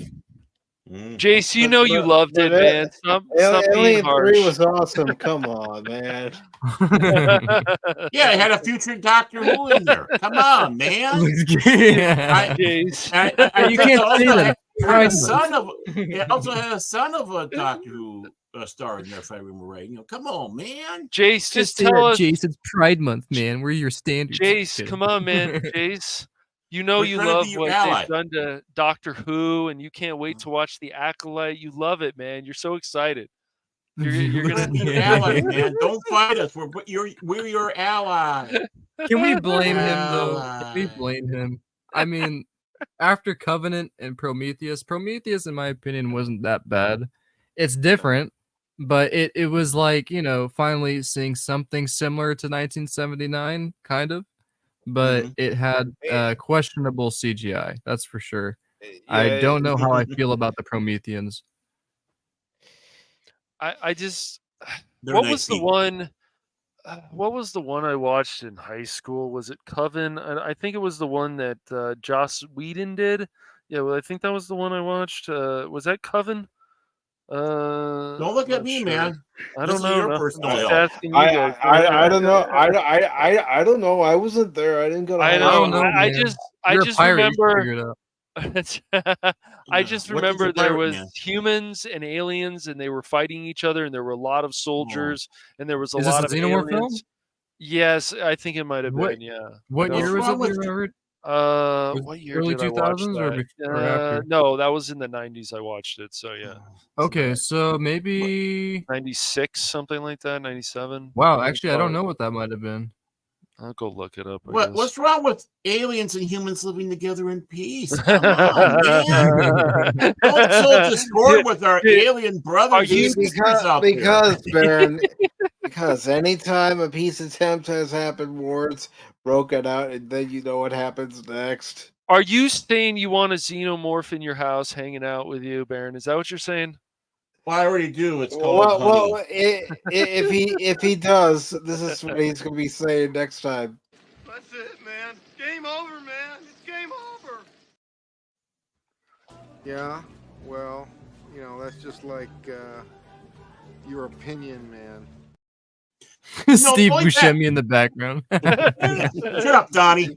But I just want to bring go a little step back to music on this. And I really like that rendition of Hotel California that they had in there. A lot of people pooping on me, but it's like there's something about that one with that Mexican band sounding. Yeah, yeah. And because you like Spaceballs so much, and we all do. How many assholes we got on this ship anyhow? Yo! I knew it. I'm surrounded by assholes. Love Spaceballs, man. Great movie. You have an idea. Mm-hmm. It's mainly Vespa, but yeah, you have an idea. Yes. Oh, man, it's funny. Yeah. Other ones are. That's an interesting thing to talk about. That might be hard to say on stream, but man, there's some really beautiful women in these films. Like specifically, Alien and Spaceballs. Like, woo. Mm-hmm. Yes. Well, yeah, man. Well, I mean, they don't build them like that no more. Yeah, we were even talking about Babylon 5. It's like, wow, whenever the women that they bring on that show, beautiful. They do a good job acting. And they're strong. Yeah, Ivana. Ivana is a beautiful woman. Lackley. Yeah, Lackley. Lackley. Excuse me. Sorry. Lackley.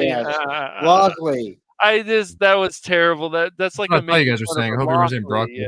Yeah, Broccoli. Yeah. It's like Cash last time with commerce. Yes. How many Yeah. times Oh did my God. Aaron and I have to correct you on that? Oh man. Yeah. With a man like Cash in his name, Cash Pop, there was always I such a know. time. You know, usually when Cash opens his mouth, this happens. Well, That's the dumbest thing I've ever heard. no, that's no, Barrett, that's not what happens. I mean, Spock can attest to this. He probably has Cash coming to his Discord sometimes going, You know what really grinds my gears? Yeah, but so does Spock, man. Yeah, I mean, all right, but hold on. That's I've also what had to Discord's there correct for. Mike and Baron also in articles too. I'm the guy who finds the pronunciation of the Japanese words. I don't want to hear it. except there have been some that you haven't even been able to pronounce. I've done pretty good though. I only find out about the articles. We've had to help you out.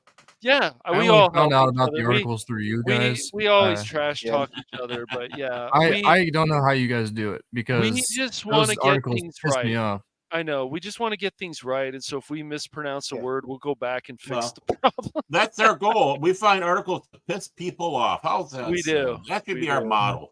Not that that's your intention. I'm just saying I don't know how you guys can stomach it. It's crazy because like there's a lot of bullshit. I'll tell you the truth. We can laugh at the article as we're reading it, but also if we're going to talk about this article, I'm going to give you all the story that we have available to us.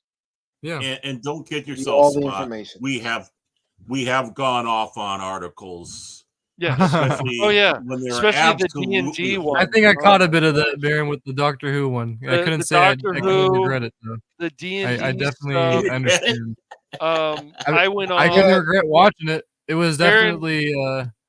I felt everything you guys were saying about it because that was probably the most annoying article I've ever seen you guys read.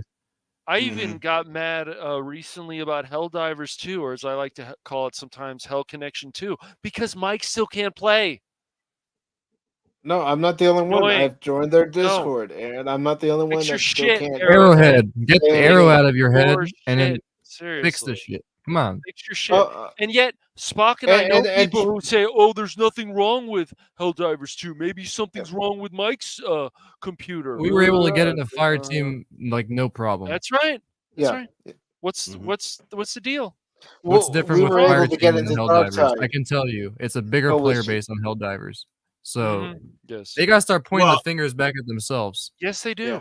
Fix your shit. Well, not only that, it is becoming much more bigger than what they have for Helldivers because they're losing people playing. They're losing players. Yes. Yeah, they're losing players because of all this. So it's like, well, congratulations, guys. You know. I mean, it's not your guys' internet. I wanted to say that too. If anyone watching is having a similar issue like Mike, where you just constantly keep getting disconnected from Helldivers, there is a chance it's your internet. Definitely check that out first. But if you know it's not, chances are it's not your internet. It's most likely their servers. They literally have their stats on there. 137,000 players are on that server, maybe even more sometimes. That's crazy. So their game, from what I remember, Helldivers, Arrowhead said that their game was indie. They didn't have any preparation for what was about to happen. Like what all these players jumping in their game, they didn't expect that because Sony basically shouted them out. Said, "Here you guys go. This is a new game coming out. Here's a trailer for it." Made them the whole budget trailer. If they didn't do that, there is a chance that Helldivers could have probably been in a better state in development. But it's not that it's bad. It's just that the net code is horrible. There's not only that. You look at one of their most recent updates where they helped fix some of the issues with trying to call in reinforcements, trying to call in your stalwart weapon. They're aware of other issues that they still haven't addressed, and one of them being connection issues. And I hate when people instantly just conclude that to being your problem. Like it's something on your end. Yeah. I'm guaranteed 90% of the problems I face on Helldivers is because of the game. Any other game I play, I don't have these problems. And 90% of the people that are saying some of that out there, I bet you our bots are, somehow involved with the studio. They eat the Helldivers goop. Yeah, the simps and stuff like that. They go to the Helldiver's lunch lady and eat all their goop. That's all they do every day. Mm-hmm. Oh, this is a wonderful bland glop. Oh, I love it. I love it. But the sad thing is, the game is not bland. It's fun. I love playing. It's very fun. It's a very fun game. That's but I'm not playing it until Mike is able to get on there. Until they sit back. Yeah, we fixed it. In total, since I've purchased the game, I've only been able to play 32 hours and level up to level 15. I haven't been able to play anymore. That's bad, and I know that's not because you haven't been really wanting to put in time. It's they just haven't been letting you, and nobody wants to play that game solo. They literally tell you that game is not meant to be played solo. Exactly, and you can, but it's so much better with friends. What's the point? You're gonna level up like every 2 hours. Never. If they want people to play solo, increase the XP you get on lower difficulties. Otherwise, there's really no point. And and I don't want to play with a bunch of randoms because you know they're the ones that'll just take off like Leroy Jenkins, or as we call them, dwarves. Blow you up. But it's blow like you up because they're they're being If Mike's able to play with us, then it's like we'll start doing more stuff and whatever of Helldivers 2. But it's like until his problem's fixed, like it just makes me not want to play the game. And I know that sounds petty, but that's how I feel. I just I think that we need a better someone to speak out about it a little bit better, because there's nobody who's been able to address it. Like I think that it's annoying, specifically with Helldivers. They're putting themselves as a perfect game with all these awesome updates, but they're not addressing some of the underlying issues with connection problems. Why isn't that so well known enough so people can stop bitching and saying, "Oh, it's an issue on your internet, fix it"? Like a lot of those people will be shut up if they know that the game has internet problems. Then you wouldn't have those people anymore saying that crap. You would just get a lot of humble people being like, you know what, this game's bad. I know Vigi's one of those players. He's very humble. He knows a game for its flaws and he knows a game's for its pros. True. But he is just like, a lot of people don't see it that way. They're very narrow-minded, and because the game offered them so much enjoyment in the first couple of hours, the game is perfect. Doesn't work that way. I mean, I'm happy people are getting good response from it and they're not having any bugs. I hope that they'd never do, but that doesn't mean that nobody else isn't having any bugs. Like computers, code, it's unpredictable. No matter how many developers think that it is predictable, that's why bugs and glitches exist. Yeah, like fix your stuff, and there's not just Mike having this issue. So let's fix this stuff. Let's get some women in there like Lockley and stuff. Leslie Headland. We need Leslie Headland in there. Oh no! But you're talking about Fireteam too, man. Fireteam should not just be a 3-player game. I would love to have all 4s in there. Yeah, it should be a 4-player game. I agree. I think they dropped the ball a little bit with that one. Yeah.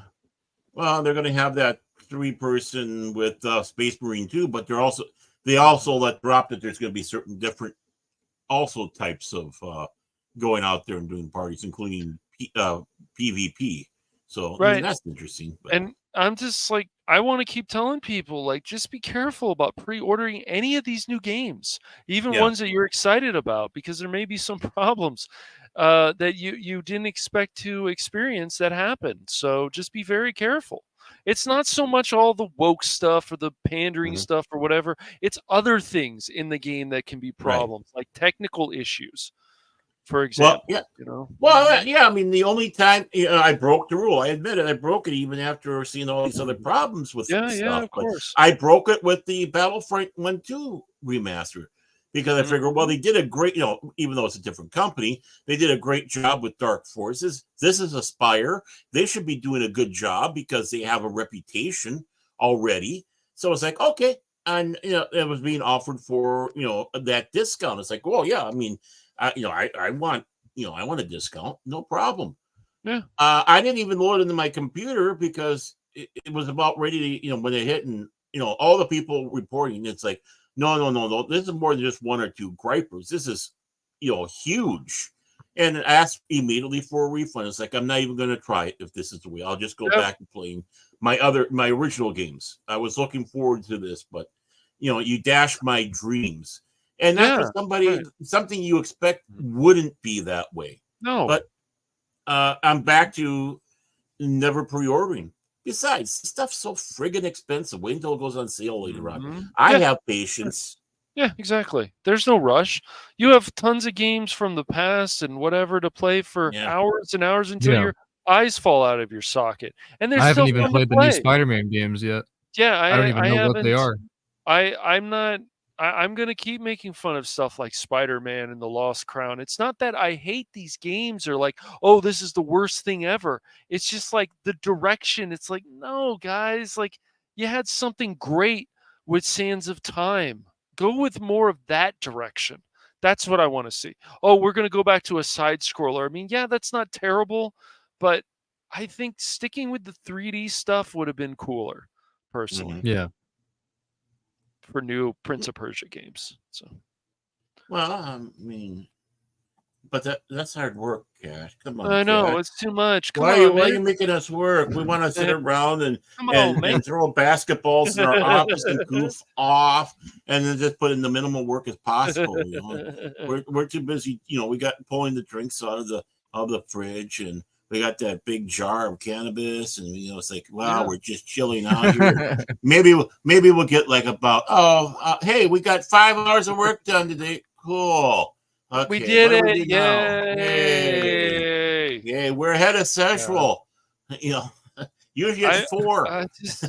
I mean, there's even a game out there, Questmaster, where they're the same company is like, we're going to work on giving you a Zelda experience, as in you're going to be able to make your own Zelda levels. Basically, that's pretty cool.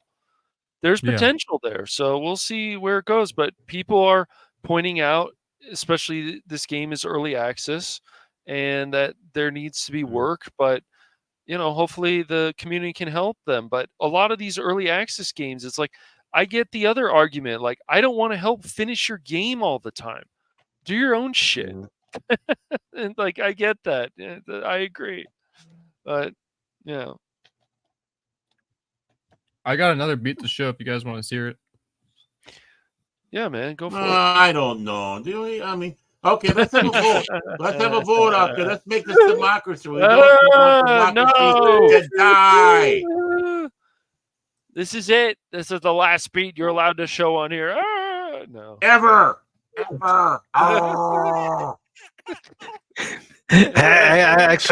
Actually, this is Spock show today. He can show as many beats as he wants. Oh, tyrant! All right, 1 second.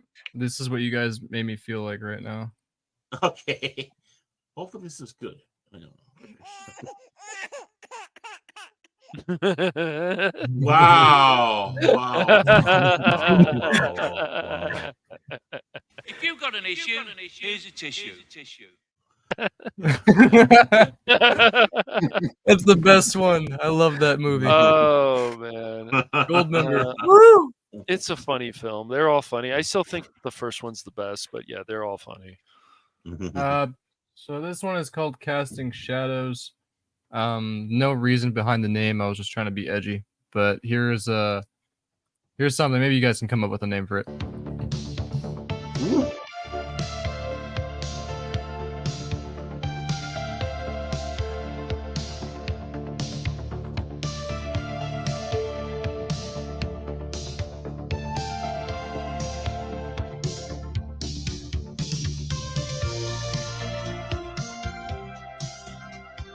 Can't blame you on that.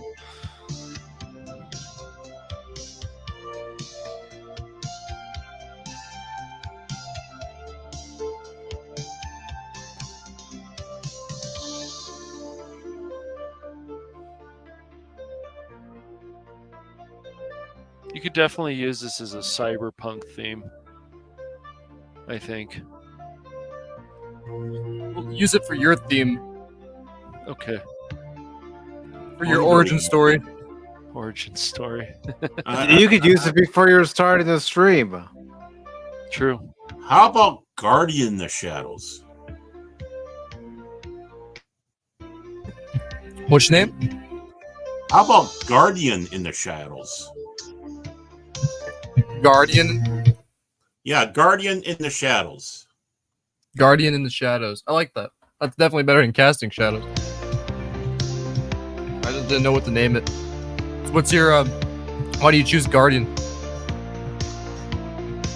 Well, it has, again, going back to stuff like Transers and the like that was, Full Moon Entertainment stuff that they had out there. And it almost sounds like someone who is like not necessarily a cop, but someone who is kind of watching over innocent civilians. Maybe something happened to him or his family. So the best way to be a guardian is to hide in the shadows because they can't see him or her. It could be a her too. Don't get me wrong. And when the time arises, they come out of the shadows. So they hide in the shadows to be a guardian and then make their presence known when needed. Mm-hmm. That's a good. I like that. That's pretty good. That does sound pretty stealthy now that you bring it up, and very ominous. It's kind of like the vibe I like to go for. Is not too upbeat, too happy, and that's where I felt like I was in the gray area with this one. Is like it sounds a little upbeat, but there are moments where it kind of dies down a bit. Right. Yeah, I like that. I want to be. Well, yeah. I mean, that hits kind of the both. You have that. What you were saying, there was a little bit of that optimism or the upbeat in there. That's the part of the person, doing the protecting. Right. When they come out, but then you got the people are in danger and they're hiding. They're hiding, watching. So you got that ever presence. It's very nice. Ominous. Yeah, it's not like it's not too ominous though. It's got, like I said, the protector, and that's I think something that is hard to translate now is an upbeat melody that doesn't sound too cheesy, that doesn't sound too happy than it needs to be, but sounds just enough like this is a good thing that's happening right now. This is a positive thing. This is, yeah. I mean, there's darkness with hope. Yep, that theme could be used as end credits. Could be used for a cyberpunk thing. It could be used for, any definitely 80s type game you wanted to do or a movie. Video game. It could all work for that. A lot of my music sounds like it belongs in video game main menus, which I wouldn't mind doing. I love doing stuff like that.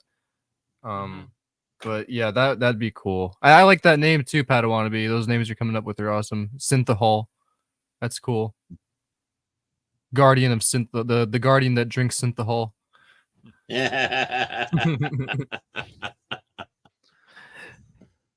But yeah, what new places is this? Did you order scotch, lady? I was ordering scotch before you were born, and whatever this is, this is not scotch. Amen. I love that scene. Scotty's a man of his whiskey, man. He knows what he's talking about. Yep. Well, of course, he better. He's a Scotsman. I still love when he's messing around with that Macintosh computer. He goes, "Oh, so quaint." He's like, "You use the keyboard, so quaint." He's like, the way he's typing and stuff. Hello, computer. Hello, computer. Yeah, it's just my favorite is McCoy giving that lady that thing so she can grow a whole new kidney. And she's like, "Oh yeah, whole new kidney." No, he did. I know, that was great. What is this? The Dark Ages? Yeah. Any of these beats, by the way. Take this. If you need anything, call me. You're allowed to use any of these beats. I don't care. Copy them, play them back. That's the reason I'm showing these, is so content creators don't have to really worry about that crap. I understand though, it's not a true alternative. People want to use real music. I want to fucking play the Beatles in my streams. I want to play all these kind of amazing bands in my streams, but I can't. They won't let me. I mean, you can get copyrighted. That's the worst thing. Maybe on Rumble, but even if you go through the music beta on YouTube and you want to license the music, you have to pay for it. And some of it's, in those kind of deals where you have to pay for it each time you use the song in a video. Right. Yeah. And that's ridiculous. I mean, you guys should just feel the need. I mean, should all feel the need to just put something in the background so it doesn't feel dead. That's why we do this. But why is it that we're getting punished? It's ridiculous. I mean, we're just content creators. Granted, we're making money, but we're not trying to intentionally rip off their name. There should be some kind of diverge where instead of your video being copyright striked and you losing all the royalties, there is a split.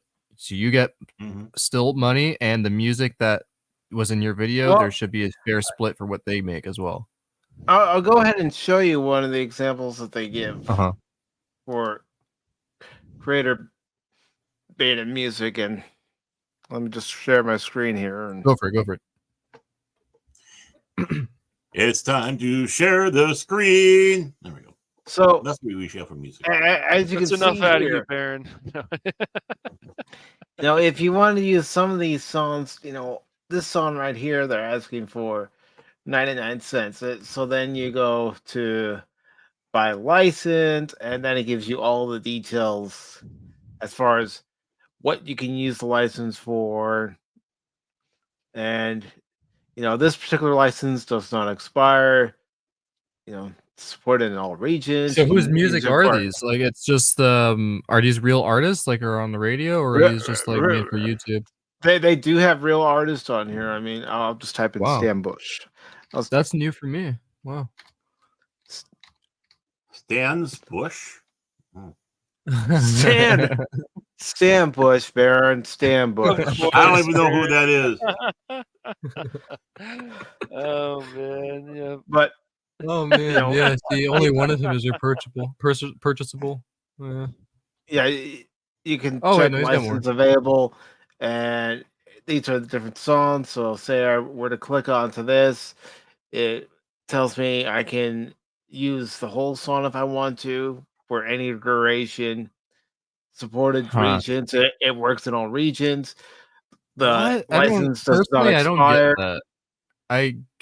I understand people need music if they're not producers. Trust me, not everybody can make music, but just go on YouTube and search royalty free. I don't get it. Yeah. Like, why would you rather pay for that? I mean, it's kind of weird because you're only going to make. Okay, I see two things. You're going to buy 5 songs from here, and those are going to be the songs of your channel. You're going to reuse them constantly. That could be pretty bad, depending on what you do and which songs you choose. It could get a little repetitive. But that's why people just go on YouTube and search for royalty free, and there's like thousands of results. It just makes no sense to buy them. Yeah, go to the royalty free, or like I do. I'm getting away from that because I want to be somewhat original. And with no talent, I'm using some Suno now, and it's amazing how some of that stuff comes out. Yeah, comes out great, and it's like I love playing around with that. And now I can sit back and say it's quote unquote my music, and that's why I love it when Mike gets a copyright claim on something I did for him to use on his channel. And it's you got a copyright claim for a Suno beat? Yeah. Yes. Yeah. That's it. That's weird. It's probably out of India or North Korea. Or it was out of Russia, this last one. Oh, Russia. It was Russia. Okay. The Babushka bangers did that. Okay. The thing is, with YouTube, though, it might not even be Suno. I've had that happen with even some of my own beats. Very rare, though. It's other companies claiming to be with another music organization. Right. That's making the claim on their behalf, quote unquote. Well, the most ridiculous one is the music we use for Penguin Dome, right? I took that straight from the music that was available to use on YouTube from YouTube itself. They have a little thing, we could use that music. So I put it in there, and what happens? Mike gets a copyright claim on it. I got a copyright claim, of course, for Saints Row. How dare you play that copyright music? It's in the game, you fucking. You shouldn't get any for the music I played, though, Mike. That is scary. I hate that that's even happening with like original music too. Or even when we play that Animal House clip, Yes, I got one on mine. Did the Germans bomb Pearl Harbor? What does this mean? Are we running out of melodies? If we played for any length of time, it seems, we get a copyright crazy. claim on it. It's just so Yeah, see, I try to stop it. I try to stop it before it gets to over 10 seconds. Yeah, me too. Yeah. Mhm. I guess that's it too, because it's But even that, even when you follow the rules, you know, you can play at least maximum 8 seconds is what you're supposed to play of any clip or any piece of music. Right. But I even had some clips where, you know, it went, you know, 15 seconds or even 20 seconds and was fine. But it seems like with that Animal House one, bam, some company in Russia every time. What's weird too, because like with Jace and other channels like that, you just say, okay, we don't own this stuff, blah blah blah, and then you just play it. That's not going to protect you. That is not. I guess that doesn't protect you either. But I mean, it's so. What was the last one you got striked for?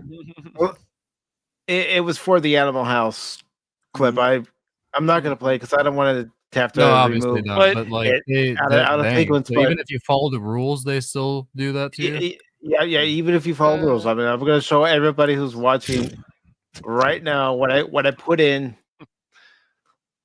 If I think that we're gonna show any, clips. So let me just share my screen once again. That's just so weird. I mean, I think they should. And I know this doesn't protect me. I know this doesn't protect my ass. But I still put this in here anyway. Yeah. Right down here. Copyright disclaimer under section 107 of the Copyright Act 1976. Allowance is made for fair use for purposes such as criticism, comment, news, reporting, teaching, scholarship, and research. Fair use is a use permitted by copyright statute that might otherwise be infringing. Nonprofit, educational, or personal use tips the balance in the favor of fair use. I do not own the content used in this video, and I put that in there myself. All credits go to their rightful owners. I am saying straight up front, I don't own this. This belongs to somebody else. I am just using it as a piece to emphasize what we're talking about, criticize what we're talking about. I'll even show you guys this. When we're talking about articles, all articles discussed in this video belong to the original publisher and are used to offer opinion and criticism. I bet that was really fun to write. I decided to put that one in there myself to cover thy ass. They can find me and copyright this. Like even when we simulcast stuff, like you said, the clip of Animal House, sometimes other things, it's just really stupid. It's then it's like you should be able. I don't know. Like maybe you're always getting a copyright claim on that and stuff, even when you're not doing the 10 seconds. Like I even covered my ass with that Star Wars video because I don't know what they would do. Well, speaking of Star Wars, I played Dark Forces last Saturday. And what did I get copyright on? The Star Wars theme. And it's MDI. It's just not like I'm taking the actual theme and playing it. It's a theme that was already in the game. It's been in the game since 1995. It's happened to Crit too when he was using the music. It's like, dude, this is a fan project. Like I understand it doesn't belong to them. I get it doesn't belong to Crit, whatever, but it's a fucking fan project. He's not making money off of this, or he's not trying to. It's ridiculous. Padawan, I like what you're saying. I just didn't want to make sure I ignored it. The Lego music, I will try, but I feel like if I try to make Lego music, it'll end up sounding like the Nintendo Wii Shop music. So I'll give it a try. And also the Ice Baby Conundrum is definitely The not RB goes da da da da, not da da da da. It's crazy low spec. This stuff is well, I get it. We don't own it. I mean, I'm sure you're just being sarcastic, dude. It's just this stuff is just nonsense. It's like if you guys put in clear rules, fine, but you don't even follow your own rules.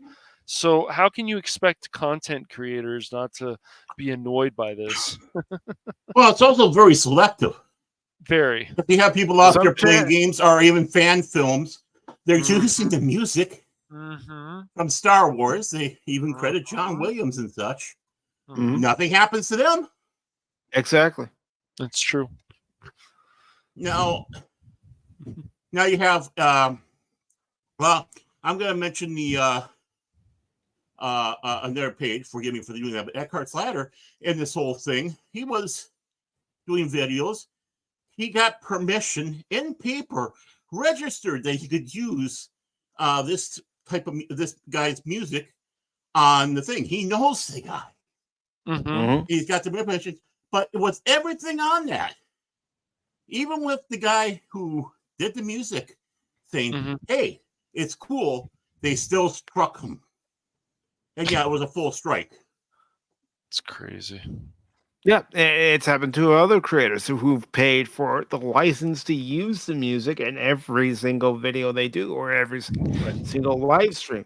Thankfully, and the company will still strike them. Or even worse, the company that you buy the license from gets bought out by another company, and that new company says, no, you can't use the music. That license is no longer valid. Thankfully, I haven't had that issue with any of these songs I've been showing. Thank God, because that does happen. It's happened once with me where one of my original tracks were flagged, but I disputed it and I showed them my project file and it was instantly resolved. But they can happen, dude, and it's annoying when it does. And it's not fair that you should be punished. And I get that, you know, they look at it as a money thing. Like, we don't want them robbing us of our hard-earned music, but to be honest, there's just a different way it could be funneled. It's not about why should you be cut off instantly. Like, why should you not make any money at all from your YouTube video from simply just including a song? That's ridiculous. There should just be a way of it being shared nicer or evenly. I'm not really sure how to do it. I'm not a businessman by any means, but I definitely think the whole problem here is because they want to have what's theirs and we want to have what's ours. So that just needs to be resolved a little bit better and funneled a little bit easy, like smoother. Just that's all. I mean, I would also like to. Since we're on this topic, you used Dennis McCarthy's early version of the Next Generation theme. Did you face any repercussions for that from Paramount? Actually, let me check. That's a good question. I never really checked. I don't think I did. And do you guys think, obviously, if somebody asked a question to somebody like John Williams, hey, you know, this guy, you know, he's not making money off of it. He's just using your music, you know, advertising, making sure other people know. Would he be upset? Because I've never heard him come out. Maybe he would be, but I doubt it. It's just... You feel honored because they love your music that much. Exactly. That's how you should feel honored. Yeah. Right. But, you know, the thing is what would help do this fast. And again, it's called doing a little bit of work on YouTube's part. Yes. But they know it's problematic to the people that use their platform and getting hurt to make note that if any flags come from India or Russia or how does North Korea does it because they're a closed system? Well, there's one guy who's got internet access that they look into a little bit more because these are where scammers are from. Just ask Pierogi. This is where they all, are basically originating from. So if you're not going to do that work on your part, especially when you know it's a problem, and that's the thing. If more of these services that we use actually take the time and do what they're supposed to do, a lot of the scamming stuff would not be happening as much. Well, how many times per day do you get a robocall? Well, our robo-text. I have it pulled up, by the way. Seems like I was not affected. See, and that's the thing. You never know when it's going to affect you, when it's not going to affect you. Yeah. It's very inconsistent. It's like a shadow attack. No consistency. No logic. Yeah. I used the Top Gun theme a couple years ago, reviewing Top Gun Maverick. I didn't use the whole thing, but I thought I had enough of it in there where I was sure to get a copyright claim, but I haven't. And then I was thinking, well, maybe I transformed it enough to where it avoided it. But see, that's another thing too. You have to play around when you're doing your video editing or even during a live stream to see how much you can actually get in there without, YouTube or some other company going zap. No, you can't use that. Well, I think also you got that conundrum with Star Wars, because pre-Disney, Lucas was very warm in accepting people using his sound effects and music for fan films. He encouraged it because he knew, no, this is where we're going to get our new batch of filmmakers from. Well, let's not hamper them for doing it. And they have a love of my project. And in fact, we'll even have, they can submit it and win awards at our various official conventions. Now you got Disney in there. And what does Disney only think of? Ka-ching, ka-ching, ka-ching. So that's the difference in two worlds. It's nurturing what you could probably have for future people working for you to, basically siphoning it. And then you start wondering, where's this next generation? Where's this next generation? Yeah, well, you screwed them over. Good job. Yeah. And real quick, I do want to say hello to Cool Frog over on the Rumble side. Good to see you, Cool Frog. Hope you're doing Rumble, Rumble. I'm on Rumble. Yes, Ooh. you are on Rumble. Let's do it right. Ribbit, Rumble, Never Ribbit, been on Rumble, Rumble Ribbit, before. Rumble. Let's get ready to rumble. Yeah, supposedly YouTube has a problem with people saying that, so we just started saying rumble, rumble, rumble. Rumble, rumble, rumble, rumble. Or even, Wait, saying what I just said? Oops, sorry. It doesn't. No, we don't care. Go ahead and say it. Go ahead and say it. You know that. People I didn't know even that are they were used. that much of an asshole. All right. Oh well, they Damn. can. That's why you Oh, tell we them are. to go fuck themselves. Yeah. Well. Not you. I mean, that's God why damn we it, even Baron. have stuff like that. They don't like that. Yeah. It's like, All right, I have another Well, video I want to show you but- guys. This one's But called we The are Presence. assholes. We even have the clip for it, so you know. This one's the presence of you guys.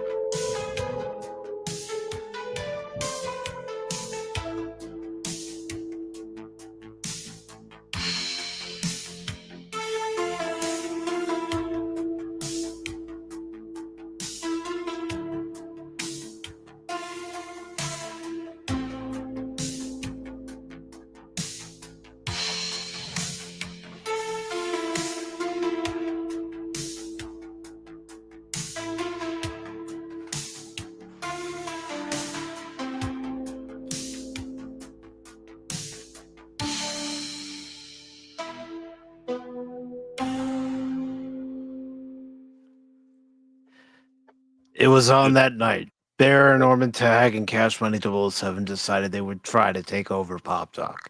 But Mike was aware of their devious plans and basically said to them this.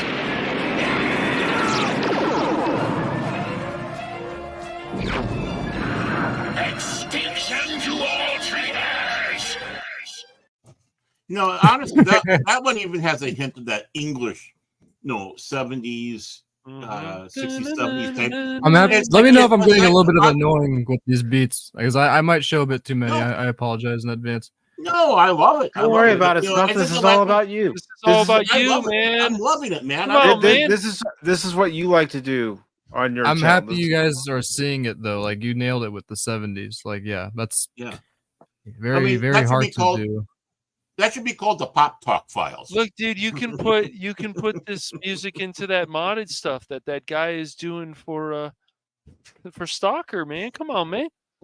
I mean, I've actually, you know, that I was gonna say earlier, I forgot, but with Suno, I tried out a bit of their vocal things. So I was curious to see. Yeah, I was showing Cash too. Suno is pretty cool. It can make some really nice beats. I wanted to try to see what it could do with, you know, a Russian upbeaty, you know, a techno beat, like something really 90s, and use it for my buddy's Stalker Anomaly video he's working on, and it's really good with that stuff. I definitely recommend Suno. I was gonna say earlier as like a good path for you wanting to break away from copyright, but if it's getting you guys copyrighted, then I'm not too sure. I can't really speak too heavily on it. I usually just make my own. Yeah, I've used Suno.ai. I even published my own Transformers tribute theme. And I saw that. That was awesome. I haven't gotten anything. Knock on wood. I hope I don't. Good. You shouldn't, because it's original. I mean, whether or not the sources are coming from real songs or not, there is no such thing as a fake song. They have to use something.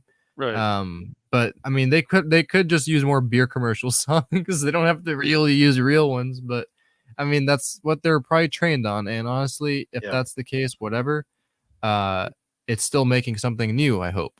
And so far, it seems like it is.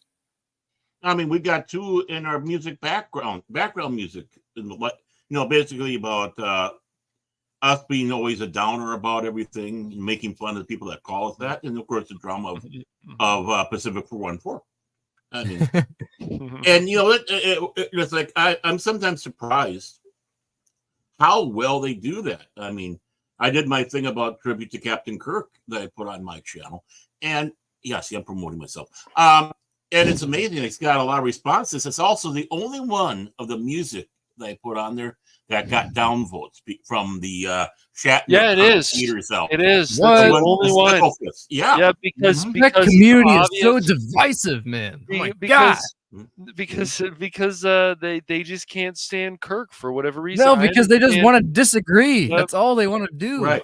I mean, one guy even put that in the comments. It's like, nah, all they want to do is get a high off disagreeing. Yeah, he's like, I'm downvoting this. It's like, but it upsets him so much that how dare somebody do a tribute? It probably didn't even upset him that much. He just maybe not. But maybe they just want to down. Yeah, and they might just be the people who like the newer Trek, and that's like, that's why I'm not a true Trek fan. I like Star Trek. I love it. I name myself Spock, but I am, you know, I hope I'm not a real Trekkie, because some of them are very angry. And it's okay. I get it. But Spock, you know, sometimes the reason they're angry is because, well, they're this.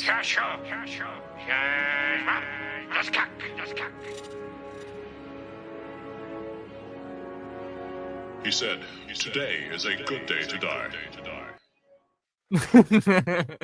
I love Cisco's face. He's like, "Oh shit!" I know.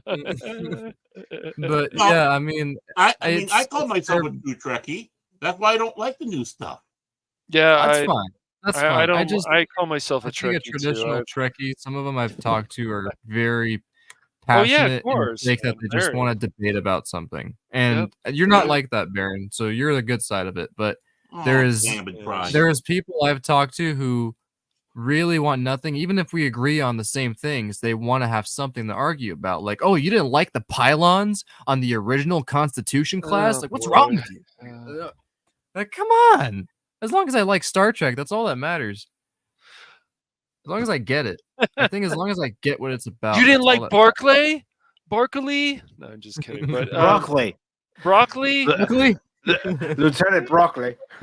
No, I'm doing it. But like, that's why it's funny to make fun of these names too. Like, and people get mad about that too. It's great. It's like, or you mispronounce a name. I get it. I understand. I had somebody. I think it was in Paul's VC. Like, it's nothing personal. I understand, but the guy's like, no, that's not what the name is. And it's like, I think this character, no, like he was all like mad, like you heard him started screaming in VC. And I just couldn't stop laughing. Like, it was so funny, but people are just passionate about other things. And I agree. There's other people like, who cares how the name is supposed to be sound? Other people are like, I want to make sure the name sounds the way it's supposed to sound. Yeah, I don't get that. I just, as long as you get what Star Trek's about, that's all that matters. Right. It's all that It matters. is. I mean, it is. And when it's a correcting with me, It's about just family, to it's help. about camaraderie, it's about teamwork, it's about I mean, when we correct doing each something other, positive. like we're joking around and stuff, like when Barrett is, and some people might, man, he must be serious. Like, no, we'll just tell him to shut up later on. But yeah, man, but I'm sorry, no, man. I mean, That's like, annoying. It's serious in the fact of helping get the name, but it's like, but we still bust each other's chops. I mean, we do. That's like I was saying, troll to troll, but like it's that still sucks that it happens. I'm sorry, people. You can't always expect positive criticism, but like some criticism just doesn't make sense. Like I made that Tron thing with the Korra, and it was like, a little bit lewd, but it was just supposed to be like a sexy Korra Bruce Timm thing, and someone just had the comment, "Why did you just add motion to the tits?" It's like, why were you just paying attention to that, man? There's a lot more in that video. Well, you showed me some of the art that you done the other night, and that's very close to what Tim's work is. Bruce Timm. I mean, to be fair, it's illegitimate art. I do actually draw his style as well. I have one that I actually have attempted it, and I showed Cash it, and it looks good. It's my best one. But all the others are AI, and it's illegitimate. But even so, still damn cool. I mean, I'm sure if Bruce had this technology when he was making the animated series, not to use it, but it would have definitely given him a lot of inspiration to make other characters, more things, like the costume designs it comes up with, all the stuff. It's stuff I couldn't even think of. It's really mind blowing. Just send him that one he did of all the naked women, dude. It'll be fine. Just spread that all over. Hate on. This one is a character I made called Alex Turbo. I started drawing her in like I think 3 months ago in art class when I started the class for the first time, and I just started drawing it on the iPad, and this is what it ended up becoming. Ooh, hello. You need more jiggle on those boobs, so. Fucking bear. Yeah. So I took it into an AI after I drew it to enhance some things, like because I'm not too good with. Oh yeah, that's another one. This is fully AI. This one. This one though, I took into the AI to redraw the hands because I don't like how the hands look. I still don't really like how they look, so I was actually going to redraw them this week. But with the AI thing, you have this tool called inpainting, and you're able to select certain areas that you think don't look too great and have it fix it for you. But 90% of this was drawn by me on the iPad in class, just trying to like get the proportions right, just trying to understand human anatomy, because I don't get how to draw people. I don't get how to draw figures. I feel like I used to draw them very awkwardly, but this is a good example. I like honing in on Bruce Timm's style because he made it a very easy canvas for me to start making my own character. I know how to do boobs and butts because usually those are the things I'm looking at the most. So, hey man, I mean, you can't say girls aren't worse. There's the Twilight Saga. Twilight Saga exists for a reason. Good point. Hey, like I said, men like looking at pretty women, and women like looking at handsome men. And what's wrong with that? No if and no if ands are buts. So, as long as she's not underage or anything else weird going on, then it's no big deal. Yeah, there we go. Hell, I'm even like I'm 23 and I don't really talk to girls younger than me or my own age. Wow. You're a male cougar hunter. I see. Not that old, but like usually it's been like my last 2 girlfriends have been like 2 years older than me. Cougar hunter. But this is a Suno beat.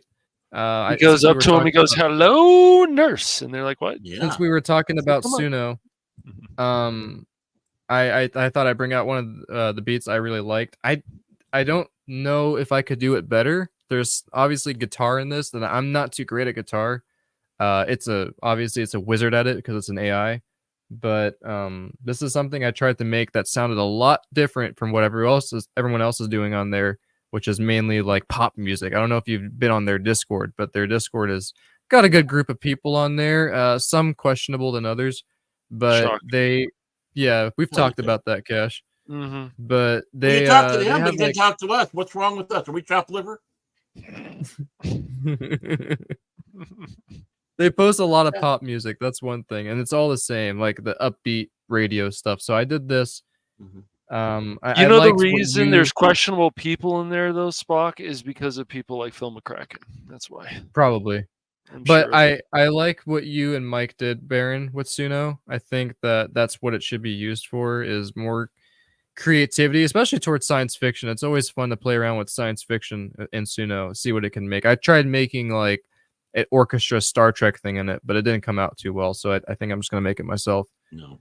But this is a beat called Over My Dead Body. I don't really know why I named it that. I was just having a bad day.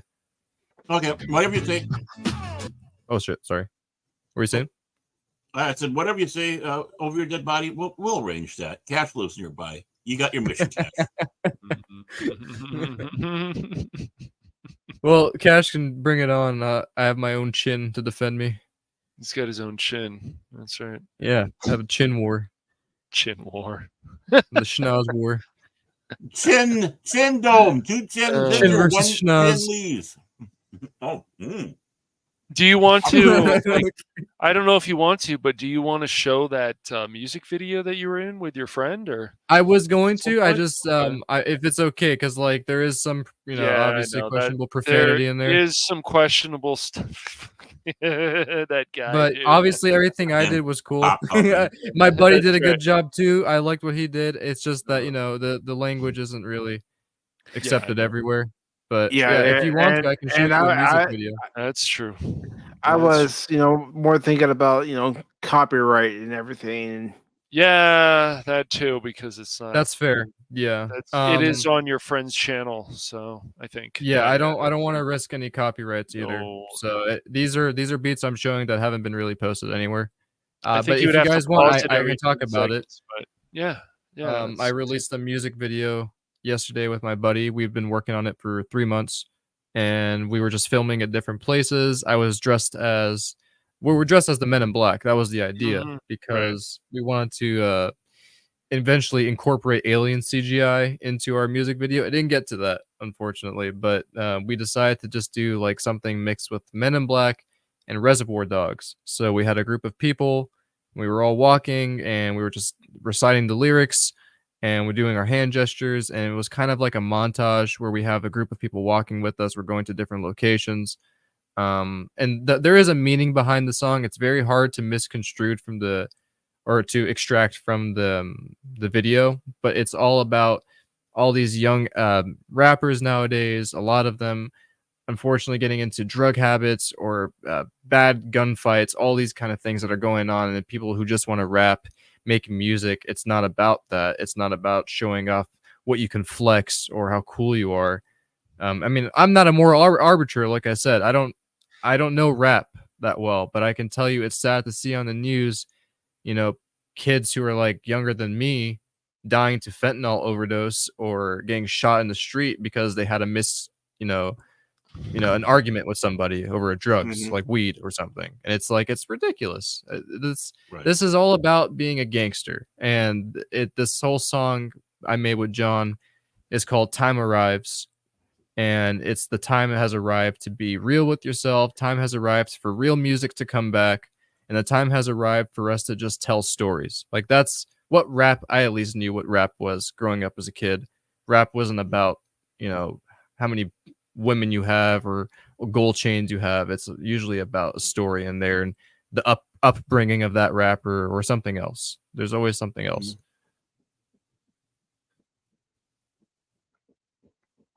Okay.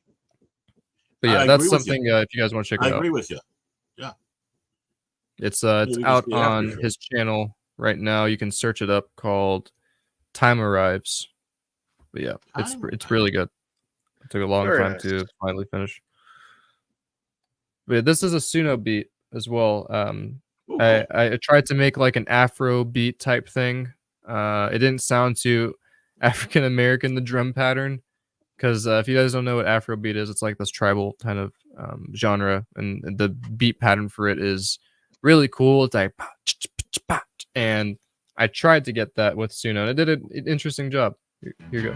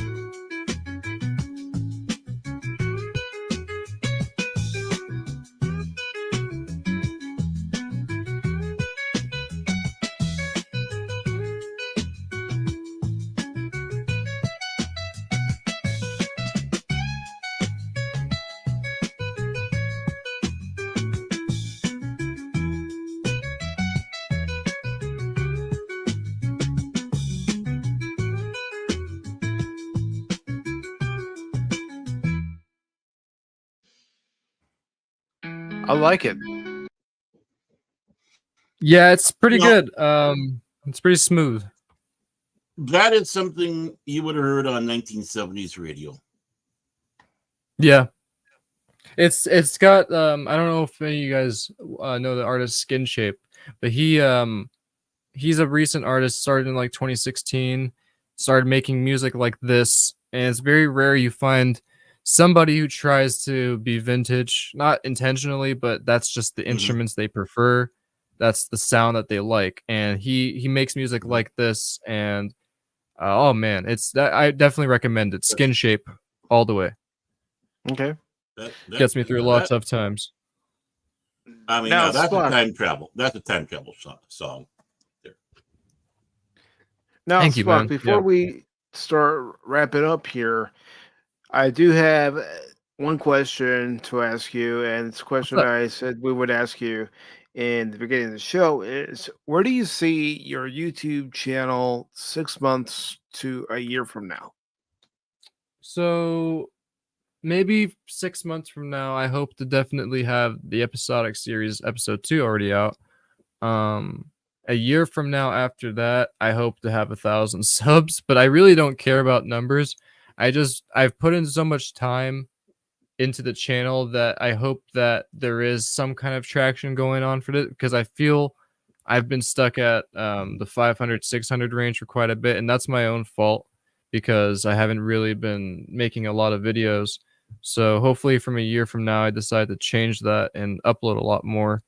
But I definitely see the channel having more AI videos, more music videos, and obviously a lot more streams. I just I want to change the what's it called, the organization of it a little bit, because right now as it stands, I think my thumbnails are very messy. I think a lot of them are very nice, but they are just sporadic, and I wish that there was a nicer way to funnel what people want to watch me do. Do you want to see me play my games on live streams, or do you want to see the series I'm working on, or do you want to see the music I'm doing? So that's definitely something I want to try and improve on in a year. Is you'll see definitely an easier to navigate channel, and you'll see more content from me in terms of music, for sure. A lot more music. Now, a follow-up question to that would also be, do you see yourself doing more on Twitch? Do you see yourself expanding to maybe Rumble or streaming some of your content, not just on your YouTube channel, but also on X? I've thought about Rumble. I haven't thought about X or Twitch for two reasons. X is an interesting outlet of people on there. I feel it's very hard to engage with people on a similar mindset because a lot of the time X is a nice place to not just promote like with what you guys do and chat with your fans, but it's also a big outlet for people to argue. And I think that it's not, I mean, so is YouTube, of course, but YouTube has stamped that idea of more of a content creator platform rather than this is a platform where you can come to express your disinterest in politics and current media and all that stuff. While people do that on YouTube, it's not as popular as like music videos or gaming videos, all that stuff. That's why I mainly stick on YouTube. But X is something I wasn't considering for a bit. I might in the future. I've seen that they have that nice, neat live stream, and I have an X account already when it was Twitter at the time. But yeah, I think if anything, Rumble might be the only one I'm considering because I like their strictness isn't that high in terms of music in your videos, in terms of what you can do in your videos. I know that they are changing that a little bit. You were telling me about that a couple weeks ago, but there is more of a reason for me to continue on YouTube than anything else. I mean, unless there is another platform that magically appears that's just as good, if not better, and breaks away from, I'm personally not a fan of these Logan Paul type YouTubers who just, you know what I mean? I don't really know how to word it, but it's just a vlog about themselves every day, all day, and they actually have a bunch of people watching it. I'm not a fan. I know people, are allowed to express their daily life and show what they're doing, but I want a more gaming centered hub. Like that's what Twitch used to be, and it's not anymore. Twitch is chatterbait now, let's be honest. And we don't have a true gaming platform where we just can go like, oh, you guys want to see the newest streamer playing the Call of Duty right now? Oh, go hop on over the Spock tube right now. Like there's nothing like that. There's like everywhere. Yeah, because it's just even Kick, which was supposed to be an alternative to Twitch, is a lot like Twitch. Yeah.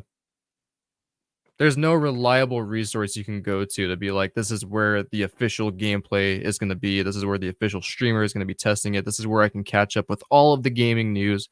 No, it's all mixed. You have to go on YouTube. You have to go on Rumble. You have to go on all these different cross media. It would be solved if it was all just on one. It would, but then the rules would have to be clear and stuff. So Rumble's a nice alternative. Yeah, Rumble's can be nice alternative, but they even have some problems that they need to fix. Their interface is pretty good, but if they start becoming more less politically, I would say more about less freedom of speech. We'll go with that. Then it's going to become another problem. But they've already shown that they're not going to put up with some of these countries and their nonsense. So there's something there, and it's upsetting YouTube. So that's always a plus because YouTube can be so stupid. Yeah. Well, first of all, here, of course, I'm glad that Spock, basically, exposed Cash for being the Twitter warrior that he is. But I mean, but we have Mike here, like you're giving Spock like he's doing a job interview here. Where do you see yourself in 5 years? What are your aspirations and goals? And most important, what you say you do here. Play that one. I was finding an excuse to play that one. I mean, it's a fair question. To be fair, honestly, I haven't been asked that, so it was a first for me. Honestly, I think I should be asked that more often. Yeah, that's the thing too. When I do this, in addition to Pop Talk with a special guest, I am more serious. That's good. Yeah, that's good because this is serious for me too. As much as I do my jolly routine on my channel, I'm very passionate about what I do. I love Star Trek very much, and more than anything else, and it's very deep in my core to make sure that not people just understand Star Trek, but when you come to my channel, you get the same vibe like you're watching a TNG episode. Like there's value here, there's jokes, there's camaraderie, and there's good teamwork, and there's a good positive outcome sometimes. Right. I mean, just like this. Obviously, we still goof off a little bit here with you because you're kind of a laid back vault. I was gonna say you can never predict the Vermintide match, so it can't always be a good ending. Don't. It's still a sore point with me and Mike, especially with the fact that Cash didn't believe us saying they raised the difficulty level with an update. No, man, they would have said so in the notes. That's what I wanted to believe because it's just then I had to do some more research even into it. I was like, oh, they don't do that all the time, my friend. Unfortunately, just, even Suno doesn't always say what updates they roll. It's just annoying because it's like, okay, look, we should be doing everything right, and the game is still telling us to go fuck ourselves. So I don't know what to do. It's Warhammer, bro. What do you expect? I know, but it's just like still, Tuvok said in that GIF, man. What the fuck did you expect? It's just the man? same, but it still has the same horde formula as Left 4 Dead, and so it's I think in some ways it's better. I like Left 4 Dead though for the sake that it's moddable, but there is some things Warhammer has that's just I like agree. the gore, the everything, the melee. Yeah, we'll figure it out. It's just we're almost there. I mean, we're making progress with Darktide, so we'll make progress with Vermintide too. Oh yeah, and you know what? I have to confess, I kind of did something I never ever do, but I paid like a couple dollars, just a couple dollars, because it filled out the whatever it is that you can get the special stuff you have to pay for DLC.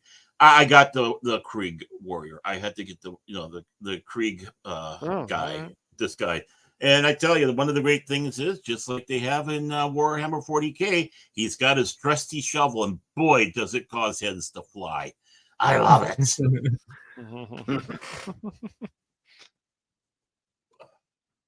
Don't be wrong, I like my zealot, but Before we go here, are there any final words you like to say? Anything that you have on the pipeline that's about to be released that you'd like to promote, or anyone that you'd like to promote?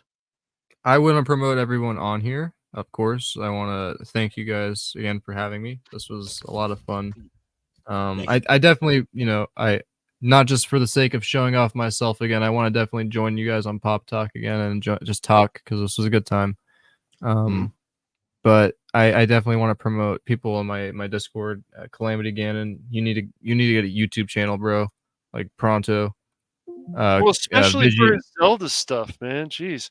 Like, the hours of content he could put on just for Zelda. He's good, and I understand like maybe he might not have the computer to do it right now. We've talked about that, but even if he can do it, he should try. He's really like when I watch Nintendo stuff, I hit him up. It's his passion, man, for like Zelda and stuff, and how much he loves he knows it. everything. He knows everything. He puts you ask him how to do it, he'll show you. Oh yeah, that's true. And not even just that, like you ask him how to do it, he won't show you even like the proper way. Sometimes he'll show you the exploited shortcut way. That's awesome. So he just knows all these little things. I love that Zelda game, especially when you're watching Zelda going through there, fighting all these bad guys and such, and trying to look for this princess person. I mean, wow, Zelda is quite a character, quite a fighter.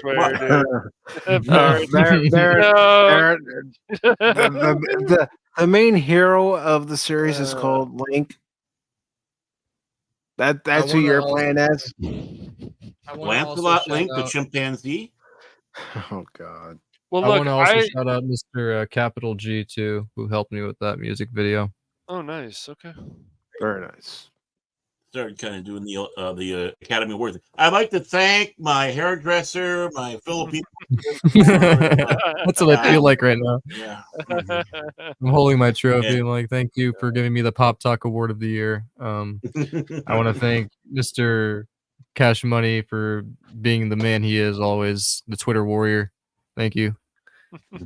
Well, I want to thank you for taking time out of your Sunday to join us and talk about your channel, talk about Star Trek, talk about music, and just have a great time, which we did. Yeah. I want to say something else. The group on Discord is very supportive. Everybody on there, you guys included, wouldn't have been able to even have the kind of confidence without you guys. So thank you.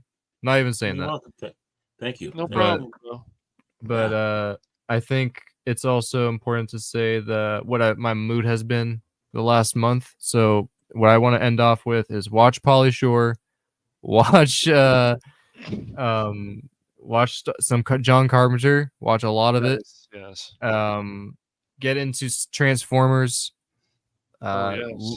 G1, listen man, to all the way. Yeah, watch G1. Just that's been my mood recently, and Coronation, Starscream. This is bad comedy. Megatron? Is that you? Here's a hint.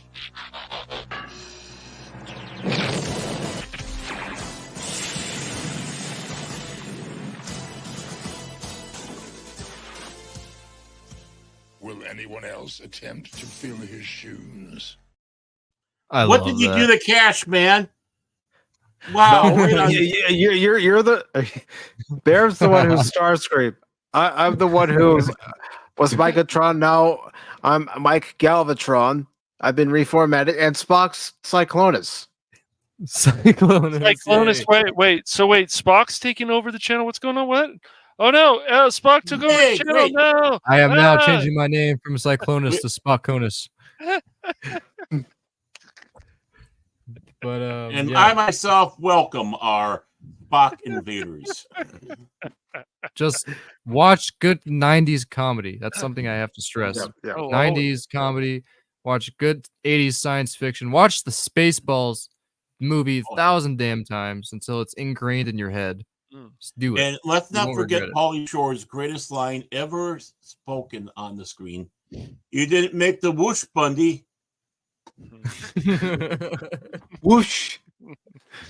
or as we like to say here on Pop Talk, after discussing an article that brings it to mind, there it is. The hell you say? Oh, what happened? The hell you said? I love this scene. The hell you say? I don't know what happened there. But before we wrap it up here, Baron, go ahead and promote what's happening on Baron Orman Tagge's Fandom Legacy. My constant plot to overthrow Megatron and take over this channel for one. One shall stand, one shall fall. Why throw away your life so recklessly? No, not Optimus Prime. It still hurts. As well, I think we'll be having our final episode on Saturday. Nice. I think it's going to be the 21st episode. Can you believe we did it? Gone 21 times talking about Babylon 5, Season 5. 3 episodes left we'll discuss, including, of course, Sleeping in Light, are also known as Farewell, the last episode of the Listen series. to this guy. This is every time, man. Snarky about stuff, Anonymous. He's out of control lately. It was the dawn of the third age of mankind. Yep. Yes. 10 years after the Earth-Minbari War. Yeah. Well, you know what? If I'm going to do that, and I'm going to talk about, let's do it proper, man. Let's do it proper. There we go. But yeah, we'll be finishing up Babylon 5, a discussion, 7 o'clock Central Time on my channel. Yeah, he's a happy Centauri. So yeah, join us 7 o'clock Central Time on Fandom Legacy. Besides what these two jokers will be saying about theirs, more than likely I'll be with them. But I want to point out that I will be, as well as Cash, on Jace Fox's 540 Studio, the Beyond series that he has, Thursdays, anywhere between 6 and 6:30 Central Time on 540. Yeah, we never know. 540 Studio, yeah. And so that'd be, of course, Jace himself and Prismatic, Cash, me, and who knows who else will stumble in and maybe Kilted Hashi, and of course Whoopa. Yeah, Whoopa will usually be there. Whoopa. Yeah, Whoopa Trippa. Yeah, thank you for the help there. Yeah, because you never know. Will be a full house, or it's just going to be Jace and Cash. Who knows? But please join us for that. And Baron. Other than that, and Baron, if I feel like it, you never know. Depends how Jace treats me. Other than that, that is me, and I'm going to pass the torch on to whoever Mike wants to pass the torch to. Well, the next person I'm passing the torch to is Cash. Woohoo! All right, so next week we're either going to play. I don't know what your daughter wants to do yet, Baron. I just take it week by week. I don't know, but if she okay, well, fine. So if she wants to play, fine. If not, well, we'll play some more Aliens. Yes, let's do that. That's a lot of fun. I was just getting Ash into Aliens. He recently had to install Linux, so he's just like only playing what Steam allows him to play, and Aliens was one of them. Okay. But yeah, we'll be doing that, of course. So we'll always a multiplayer game unless something changes, but it's always at every Friday at 6:30 p.m. Pacific Standard Time. And nice. Anonymous. Oh, and Anonymous can join us. So what we do, let's see. If Ash decided to join us, we decide to play next week, and Anonymous, we'll switch out people. That's fine. Okay. Since you guys are all Babylon 5 characters, might as well join you. Nice. Oh, Sinclair. He's the one. He's the one, yes. So yeah, that'll be coming up. He's the one. You are not the one. It's Zathras, not Zathras. Zathras. But yeah, so that's what's coming up, and then I'm still working on my another Crab's Treasure video. It's just like I said, whenever this stuff is not ready yet, I'm not going to put it out there, just like how I feel like Spock does. And when it's ready, then it'll be ready. But I'll be doing some more stuff. I know it's scary to think about this, but Phil McCracken and I will be playing some more stuff, either Myth Force or Fallout 76. So that will be coming up as well. And, what? Yeah, I know. And you can join too if you want to. I know. Fallout? No, thank you. Fallout Who do you think I am? 76. Who do you think I am, man? I know who you are. It's the spirit of 76. Zathras. Not Zathras. Not Zathras. Zathras. And of course, But yeah, that's coming up on the Phantom Hooligans, and then so it's always going to be rowdy. But yeah, definitely some more stuff. I'm hoping the another Crab's Treasure video has been taking a while because I just want it to be a certain way. So once it's the way I like, then it'll be good. Yeah, what's going to happen with all his projects. 3 years 3 years later, man. I'm not happy with this. I'm still working on it. But no, really, but all jokes aside, and then Baron and I, after this Babylon is done completely, because I want that to be finished first, then we're going to have a surprise show that's going to be starting hopefully soon. So, yeah. And don't be surprised if you're invited, Spock, for being that's right. Yes. Mike, not so much, but you, Spock, you're cool. Oh no! Oh no! Anonymous playing Aliens. Gotta join you, buddy. No, Anonymous. If you wanna, dude, I don't mind switching out people. It's okay, dude. I know it's only 3 people. It's all right, Anonymous. You're always welcome. We can rotate out. We can rotate out. It's not a big deal. We've done it before. Yeah, we've done it. It's not a blame problem. the devs. Yeah. Yep. Yeah, blame the devs, dude. Exactly. Yeah, it used to be 4. Why don't? Yeah. Right. Bring it back to 4 people, man. Come on, man. 5 people. Come on. Come on, man. Cash Pop's a bad dude. Cash Pop. We need 8 people in that game to be happy. That would be awesome. Oh my word. And of course, Cash will be trying to kill me. No, I won't. I can't kill you. Yeah, So I won't. I don't know if I've ever said it on stream, but they did say that they are working on another title. Hopefully, it's a bigger and better version of Fire. So then, what they should do a Fire Team is have 6 to 8 Oh man, can you imagine That'd be 8 sick. people? Imagine that. Like, Colonial Marines, right? You were telling me about that a couple days ago. Yes. Imagine if that was better though. Like, you could have a Mm. group of 8 people, and you're stuck on a planet where you have to defend yourself against waves on a moon or something. Like, you're just Mhm. outside a giant arena, just have to protect. Mhm. Like, that'd be cool. Mhm. But Yeah, there needs to it'd be be awesome, man. Yeah. there needs to be There's some more definitely stuff. potential. There's definitely potential. Maybe I will buy the DLC sometime for You know that. how cool it would be to have Aliens Fireteam be a PvE PvP game? So you jump into, you do the campaign, and once you finish the campaign, you have the online mode, and the online mode is basically Aliens versus Predator, and you Mhm. can Oh, play so cool. you can play as the Marines, the other players can Yes. play as the Predators, the other players can play as the Aliens, and then whatever slots aren't filled up are filled in by AI. So it's just a Mhm. mix of PvPvE. Oh, that'd be so fun. It would So be fun! awesome. It would be awesome. Hopefully they're gonna expand it, so we'll see. I like having fun. Fun. But yeah, that's all coming up so far on the Fandom Hooligans. Very nice. Yep. Now, as far as what's coming up on Pacific414 for YouTube and Rumble, tomorrow I will be back at it with Stellar Blade. Just got to figure out how to get some doors open so I can get through the rest of the story. I don't know how much of the game I have left. I do have a feeling I'm getting close to the end. I'm not going to say I'm at the end, but I'm getting close. And then Jiggle Tuesday, physics of the year.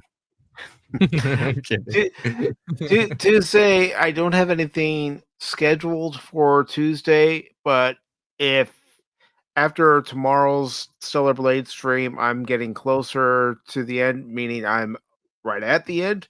Oh, you better believe it. I'm going to be streaming Stellar Blade on Tuesday, and I'll think of something else to stream on Thursday. But Wednesday, we will be back with the Wednesday edition of Pacific414 Pop Talk, starting at 6 p.m. Eastern Time on the YouTube and Rumble channels. And then Thursday, that's up in the air. It just all depends on how far I get in Stellar Blade. I want to get that game finished. Yes, there have been parts of that game that have been frustrating, aggravating, especially with the mechanics. The hot chick However, makes up for it. I was just gonna use my motto.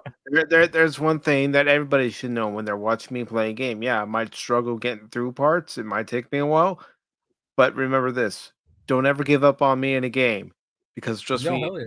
you might miss something. But I want to take the time to thank everybody who was here, especially today's guest, Spock of Spock's Friday Nights. Thank you, Spock, for joining us this afternoon and taking time out of your Sunday to be here and talk about your Thank you channel, again. talk about music. You're Thank welcome, you bro. again, man. This was a fun time. Well, that's forgot to ask, what's the Transformers stream? Are we still doing that one day? that is gonna happen right now.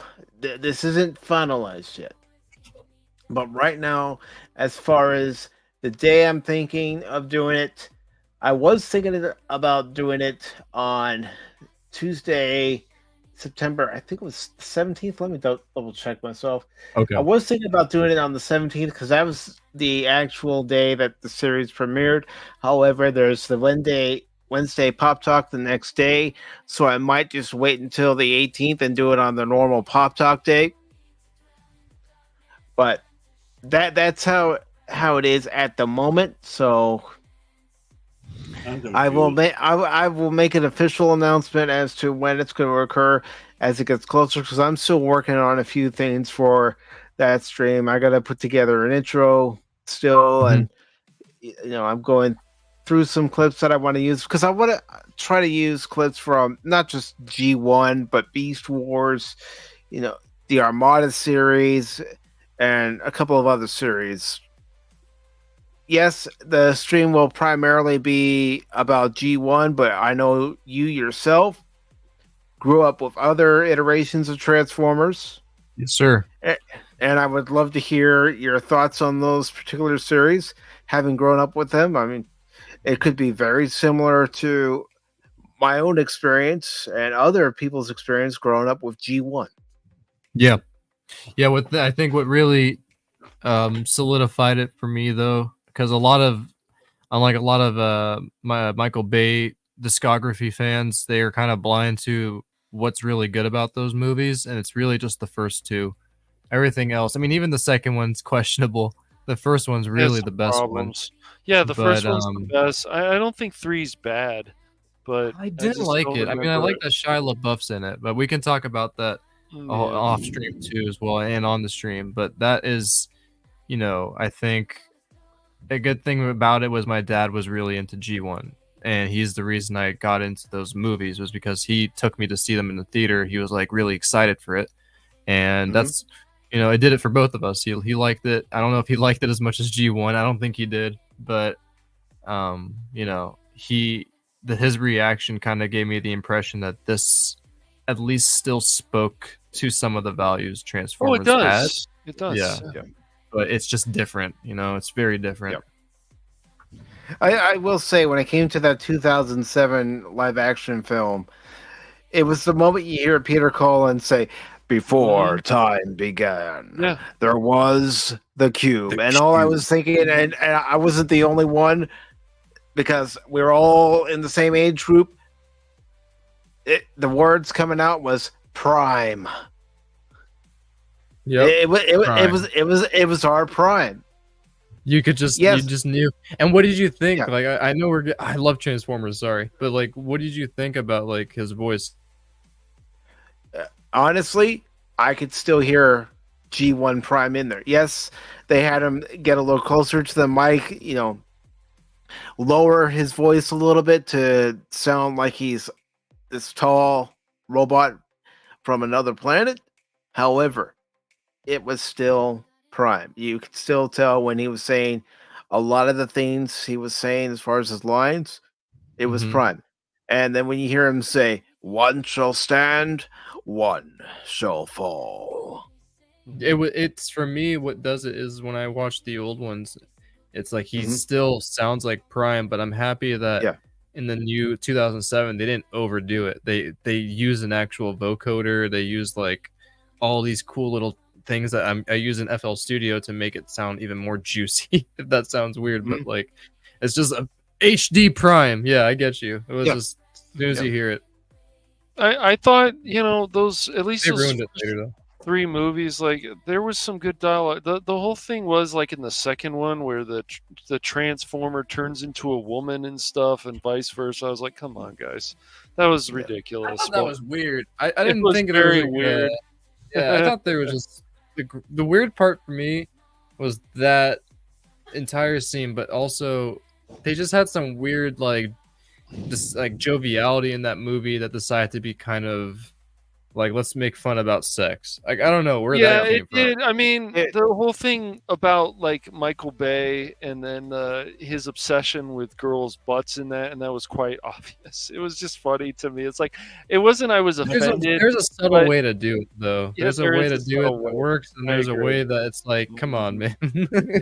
No, you're doing too much of that. Yeah, I get you. I think that enough butts. What was it? Transformers, the first one, sorry, the second one had like this weird attitude with it. Like, I don't like when Optimus, after he takes down the first Decepticon in the very beginning of the movie, he's like, "Punk ass Decepticon." Like, what the hell? I've never heard. No, that was Iron. That was Ironhide. Yeah, Ironhide. Yeah, still pretty weird. I was like, well, that's something. As someone who grew up with G1, that's something I would expect Ironhide to say. Really? Okay. All these lousy Decepticon creeps. Yeah, I mean, watch Transformers the movie, or watch any episode of G1 in general. Sure. Oh, come on, let's whip. I didn't know it was Ironhide. I forgot. Now that it's Ironhide, that actually doesn't annoy me as much anymore. But imagine if it was Optimus who said that. That would have been so misplaced. And I feel like that's what they were doing with the newer movies, like doing stuff he wouldn't have usually done, like getting taken over and fighting Bumblebee. I didn't really like the later movies. They were really bad. I do think the Bumblebee movie. That was a good movie. It's good. Yeah. It's good. That one wasn't bad. I didn't like Transformers 5 though. That was just. I did not watch that. I watched that 3 and then the Bumblebee movie. I haven't watched any of the Mark Wahlberg stuff. Bless you, child. And I also want to thank JPRPH1 for stopping by. Thank you very much. Of course, thank you to everybody who watched on the Phantom Hooligans. Thank you to everyone who watched on Baron Orman Tagge's Phantom Legacy. Leia Rose. Everybody's favorite penguin besides Punk Waddle, Low Spec Linux Laptop. DJ Ronnie G. Clifton 3D. Tim's Talk, that's right, Tim. Spock was on. He was on. You always ask about him, so he was here this time. And our favorite troll, or not favorite troll, McCracken. Phil McCracken. Also want to thank the Nerporial Lifeform. Thank you, brother. The Pad of Wannabe. Thank you very much. I also want to thank Anonymous. And I also want to thank Cool Frog over on Rumble.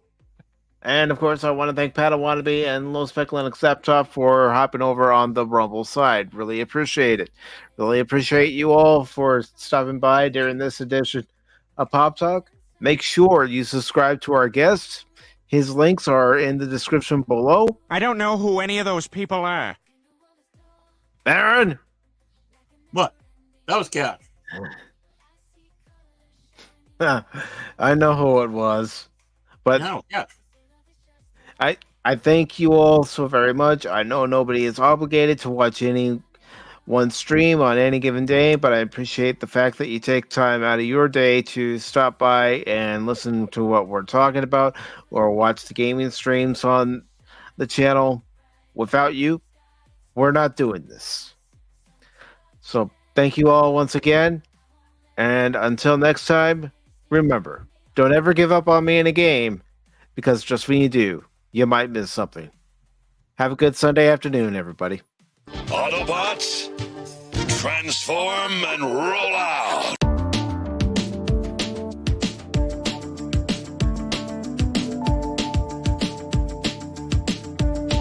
3 hours later. Quiet, babe.